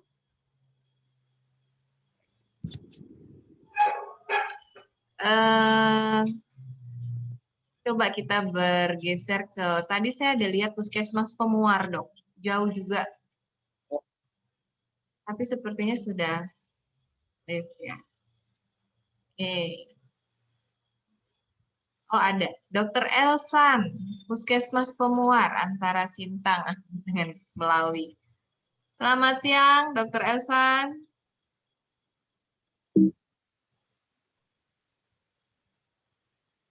Apa kabar, Dok?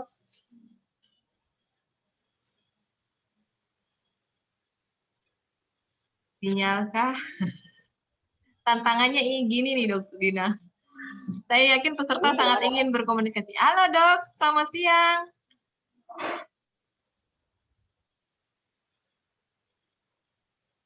Halo. Ya. Aduh, jauh-jauh banget ya sinyalnya pada. Ya, sinyalnya nggak stabil, Dok.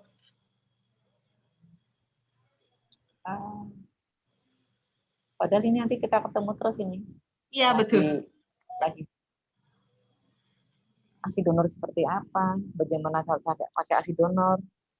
Silakan, ibu-ibu bidan. Boleh. Dokter Arisa, dokter Habib, dokter Gagat, silakan. Mau pakai ASI donor, bagaimana caranya? Silakan.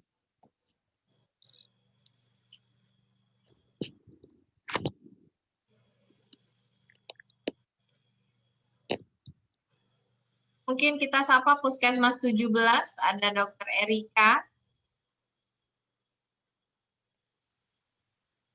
Oh, sinyal di Pemuar lemah, Dok. Lagi mati lampu. Baik. Sebentar. Hanya bisa chat.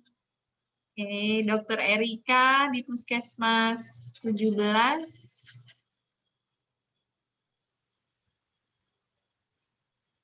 Apakah monitor? Belum. Oke, kita bergeser. Kita ada Puskesmas Lembah Bawang, ini Bengkayang juga. Ada Ibu Aida. Selamat siang, Ibu Aida. Selamat siang, Bu Heni. Apa kabar? Baik, alhamdulillah. Gimana di puskesmasnya Bu Aida terkait dengan apa yang disampaikan oleh Dokter Dina? Mungkin bisa sharing di sini. Untuk kasus COVID yang ibu hamil belum ditemukan, Bu Hen. Oke. Belum ada, ya. Alhamdulillah. Alhamdulillah ya Dokter Dina ya, kalau belum ketemukan ya. Alhamdulillah, karena kalau dapat kasus seperti ini serem banget ini. Iya. Bagaimana tata laksananya? Silahkan. Atau kembali ke diare lagi, silahkan. Boleh. Ada 2 topik ini. Ya, ada diare. Ada ASI, ada diare. Diare dan ada. Oke. Ada ASI, ada COVID. Kita bergeser ke Puskesmas Kembayan. Ada Dr. Juniardo. Selamat siang, Dokter.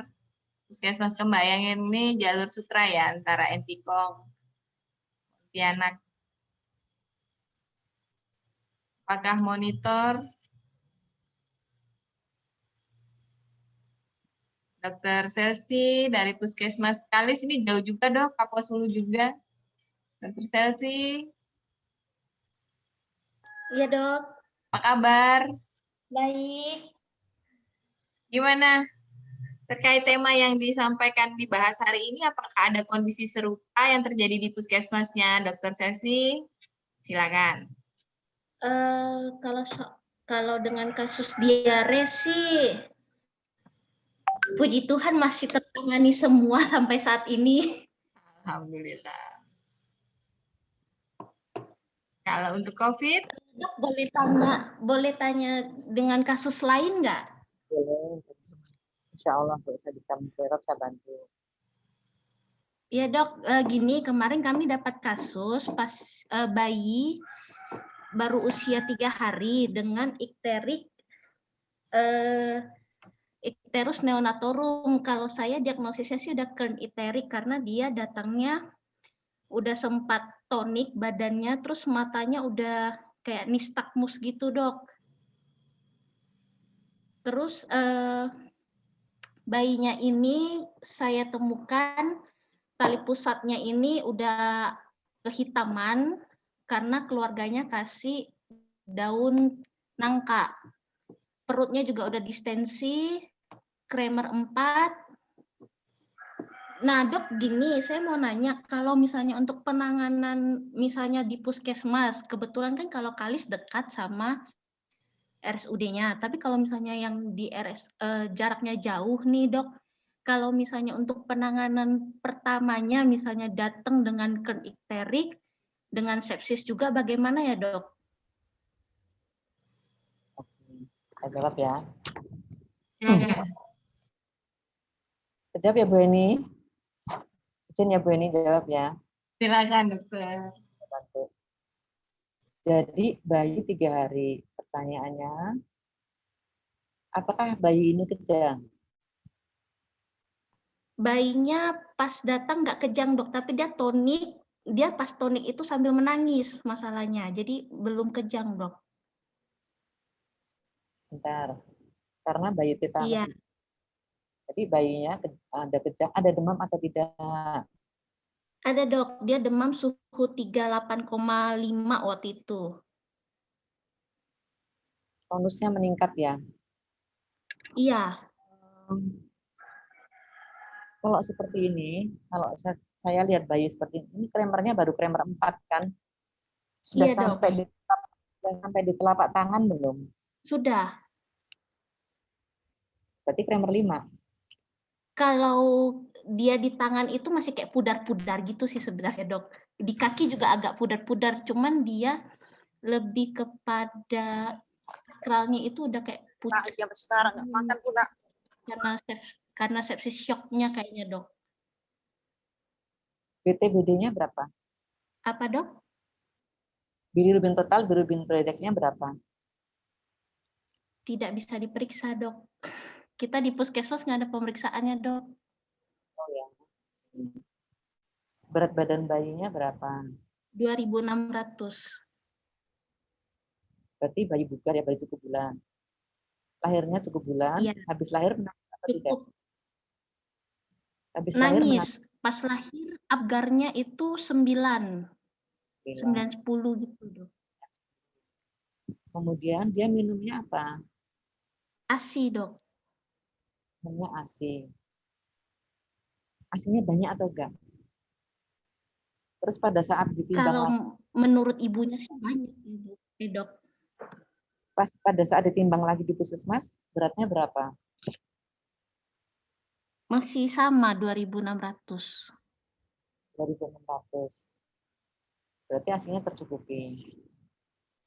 Harusnya turun dong. Iya dok. Terus kemudian pertanyaannya, tali pusatnya dikasih daun nangkanya itu mulai kapan? Dari hari pertama. Dari hari pertama. Iya. Karena Berarti ceritanya dia itu lahirnya di rumah, Dok. Bukan lahir di puskesmas. kok bisa timbang? Berarti sama bidan. Jadi dia itu lahirnya sama bidan. Hmm. Ya, sama bidan di kampung, Dok. Oke, lahir sama bidan di kampung. Dukun kampung atau memang bidan bidides? Zaman dulu kan ada bidides ya Bu Edi ya. Sekarang ada nggak ya? Udah nggak ada lagi ya.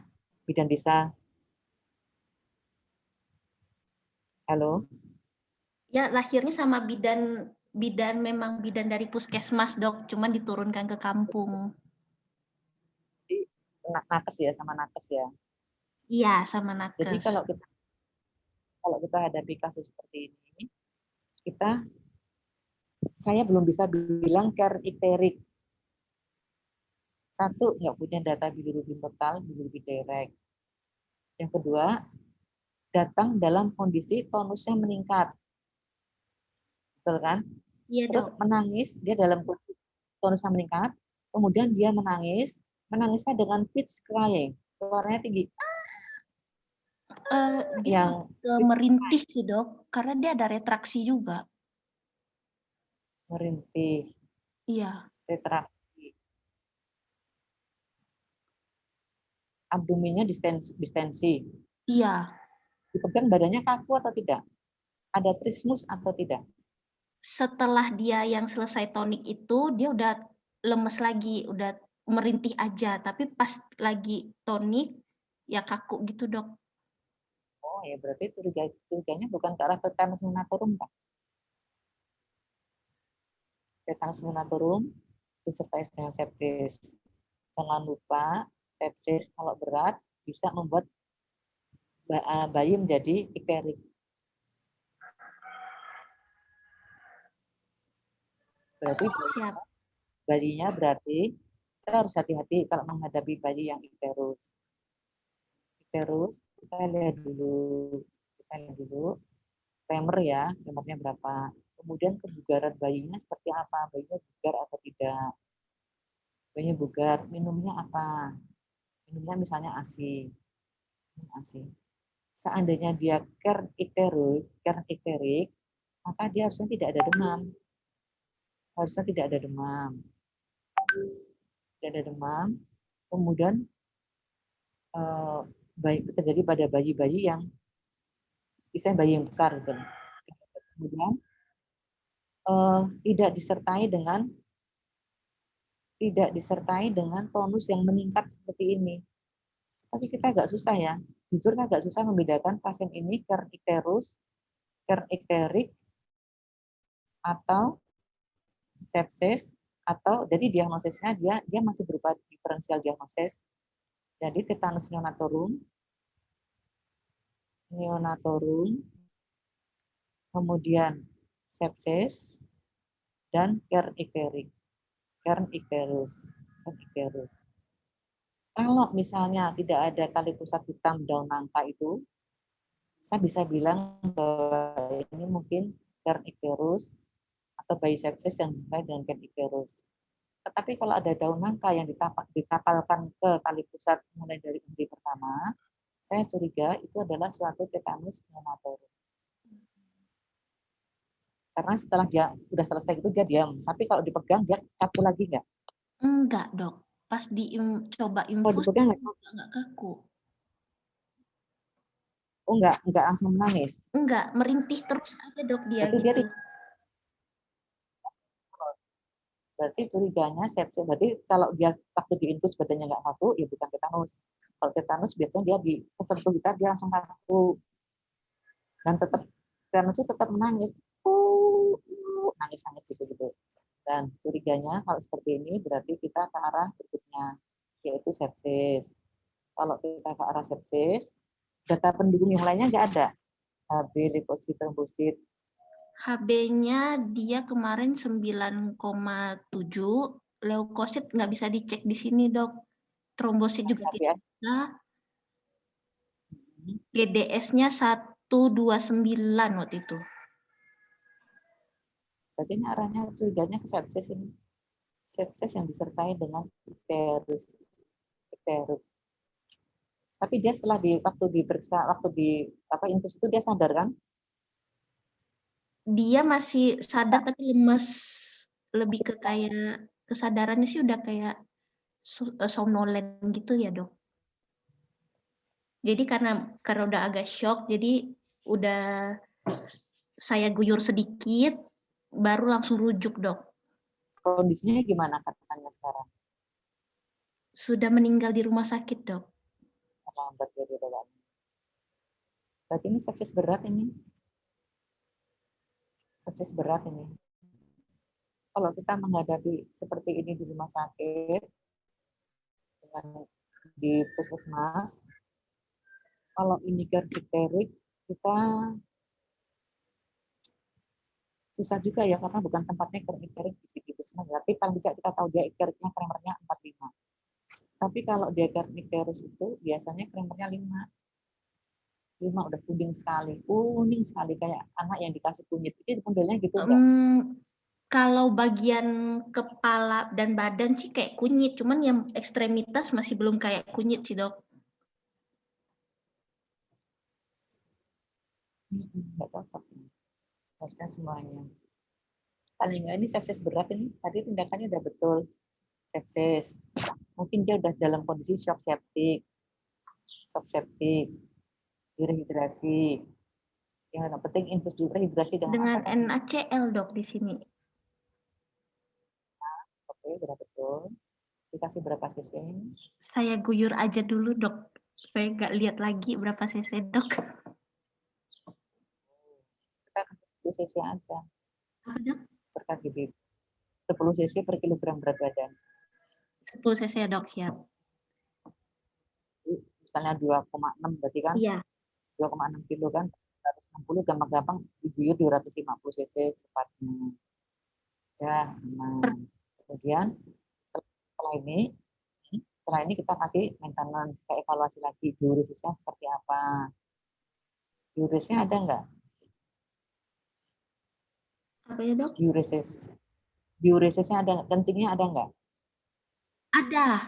Dia itu kalau menurut ini orang tuanya, dia itu kencing terakhir 1 jam sebelum datang ke situ. Cuman dia bilang nggak banyak memang.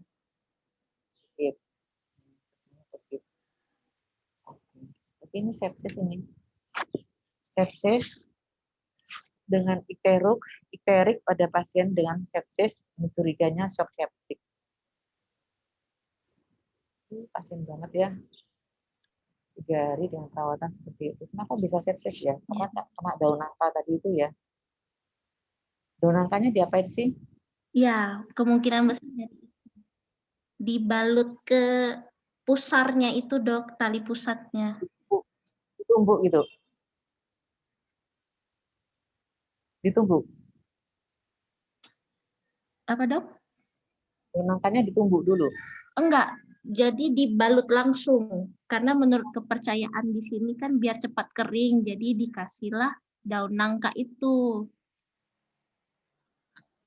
Sepsis ini. Apalagi demamnya 38,5 kan? 38,5. Dengan abdominalnya distended. Nggak dipasang OGT ya waktu itu ya? Enggak ada dok. Sempat dipasang OGT yang neonatus belum ada di sini. OGT neonatus nggak ada, yang nomor 8 aja. Nomor 8 atau nomor 5. Yang enggak ada 8 prime. Nggak ada. Hanya ada yang dewasa Oh, di sini. Oh. Iya. Nanti minta ke manajemen ya. Siapin. Keperluan untuk seperti ini. Kasusnya banyak nggak tahu nih bayi-bayi gitu di situ. Di Puskesmas mana nih? Dokter siapa namanya? Dokter siapa? Dokter Puskesmas Kalis, dok. Sisi. Dokter siapa namanya? Dokter Chelsea, dok.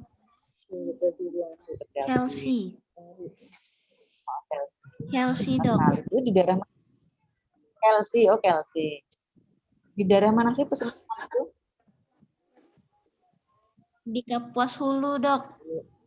Samping Putus Sibau. Oh ya. Kalau kasus bayi di situ ada berapa? per bulannya kira-kira? Kasus bayi Menit bayi. 4 sampai 5 lah dok ada kasusnya.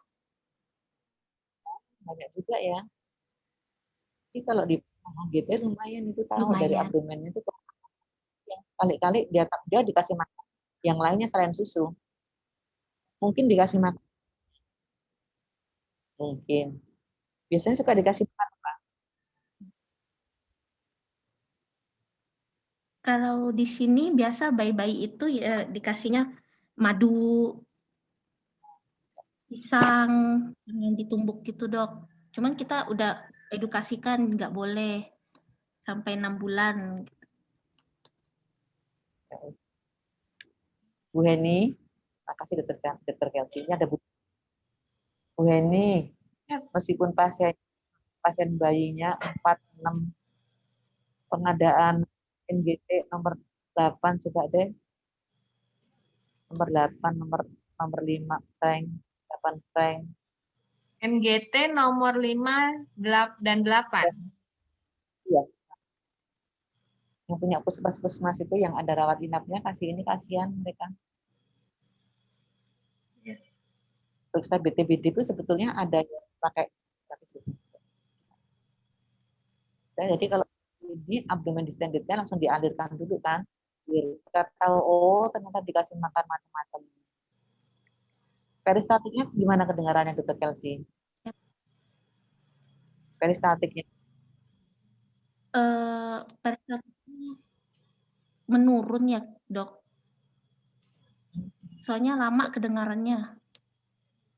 peristatiknya turun, ini sih ada sepsis ini. Sepsis. Terus kalau harus turun ya kita nggak bisa ngapa-ngapain kan terus aja. Kalau kejang atasi kejangnya, lain-lainnya kita nggak bisa. Oke, di situ juga nggak ada LT toh? Light terapi ada, Dokter Kelsey? Nggak ada dok, nggak ada. Tidak ada dok. Oke, silahkan. Kalau ada kasus lagi, Terima Dokter kasih, Kelsey dok. boleh. Terima kasih Dokter Selsi. Untuk Bu ini silahkan. Silakan Bapak dan Ibu.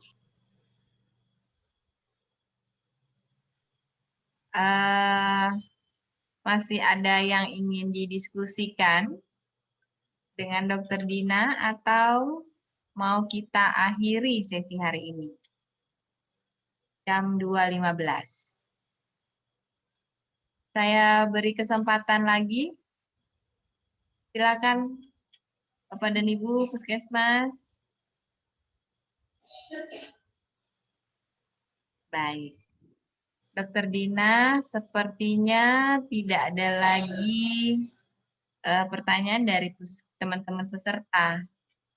Mungkin sebelum kita akhiri, saya persilakan Dokter Dina untuk memberikan closing statement terkait tema kita hari ini dan mungkin pesan buat teman-teman di Puskesmas, Dok. Saya persilakan. Terima kasih Bu Heni dan teman dan sejawat-sejawat dokter, kemudian para nakes yang ada di Puskesmas yang dengan fasilitas yang masih kurang. Semoga pengabdiannya jangan berhenti di sini karena kekurangannya itu, tetap berlanjut terus. Dan dengan apa yang ada itu bisa menangani pasien yang semaksimal mungkin dan seoptimal mungkin. Tidak ada istilah harus menyerah, dibiarkan saja. Kemudian saya untuk teman-teman untuk teman sejawat dokter udah hebat ya, bisa dengan fasilitas yang seadanya menangani kasus-kasus diare yang kasus Dokter Arizal tadi kasusnya diare kejang sampai sepsis meninggal. Dokter Tri dengan kasus-kasus diare yang shock berat yang meskipun akhirnya meninggal paling tidak sudah berusaha. Kemudian pasien dengan dehidrasi berat pada bayi dari dokter Gagat, kemudian bayi COVID, dan kasus dengan sepsis dan icteric dari dokter Kelsey Kusmasmalis menunjukkan bahwa sebenarnya kita sudah berusaha semaksimal mungkin sebagai dokter sesuai dengan keinginan kita, tapi apalah daya keterbatasan fasilitas yang ada. Sebetulnya kalau dilihat fasilitas yang ada di sini nggak begitu mahal-mahal amat. Satu yang untuk dokter Tri, dokter Hamdi, dokter Gagat, dokter Arizal, mungkin perlu diberi short course tentang venaseksi ya, venaseksi dan intraosius untuk resusitasi intraosius dan venaseksi di rumah sakit setempat bisa dengan dokter bedah. Kemudian untuk kasusnya dokter Kelsey, kita hanya butuh UGT. Ini kayaknya banyak pasien itu tidak terpasang UGT. Kayaknya kita perlu UGT. UGT untuk bayi itu nomor 5 frank, 8 frank. Kalau untuk yang udah anak-anak mungkin kita pakai yang nomor 10 frank. Jadi kalau untuk yang distensi kita bisa paling tidak biar perutnya tidak begah lah, biar kita tahu itu ada cairan apa sih di dalam perutnya itu kok bisa begah seperti itu, bisa distensi seperti itu. Dan pada Dinas Kesehatan untuk acara telemedicine, ini bagus sekali acaranya, karena kita bisa sharing ilmu, saya juga bisa tahu kesulitan-kesulitan dari dokter daerah, sehingga kalau dirujui pasien-pasien dengan kondisi seperti ini, bisa memahami kondisi di daerah seperti apa. Kemudian juga kepada Dinas Kesehatan, terima kasih sudah difasilitasi telemedicine, sehingga kita bisa diskusi kasus-kasus sulit, meskipun dengan sarana yang terbatas, meskipun dengan keterbatasan internet. Karena ada beberapa tadi yang mati lampu. Tapi sekali lagi, terima kasih semuanya atas kesediaan para sejawat dokter, bidan, perawat, semuanya. Semoga penanganan pasien nanti lebih bagus lagi. Dan kepada Dinas Kesehatan, semoga fasilitas-fasilitas yang ada yang kurang memadai segera dicukupi lagi. Sehingga kita bisa mengelola pasien dengan bagus. Pasien senang, pasien safety, dokternya juga safety. Terima kasih Bu Eni. Aku saya kembalikan ke Bu Eni lagi. Baik, terima kasih Dokter Dina, luar biasa. Ya, Bapak dan Ibu, sebelum kita akhiri sesi ini, saya mencatat betul apa yang tadi sudah Dokter Dina sampaikan terkait ketersediaan sarana. Nah, untuk itu mungkin saya mohon dibantu Bapak dan Ibu bisa menyampaikan atau mengingatkan penanggung jawab ASPAK di puskesmasnya untuk betul-betul mengupdate kondisi-kondisi alat yang ada. Jika rusak, memang sampaikan rusak, supaya nanti bisa menjadi bahan evaluasi di provinsi dan di Dinas Kesehatan Kabupaten masing-masing. Kita mengusulkan alat ketika ada data, kondisinya itu akan lebih mudah, gitu ya. Baik, sebelum kita akhiri, seperti biasa kita akan foto bersama. Mohon untuk Bapak dan Ibu peserta agar bisa mengaktifkan kameranya, saya akan foto.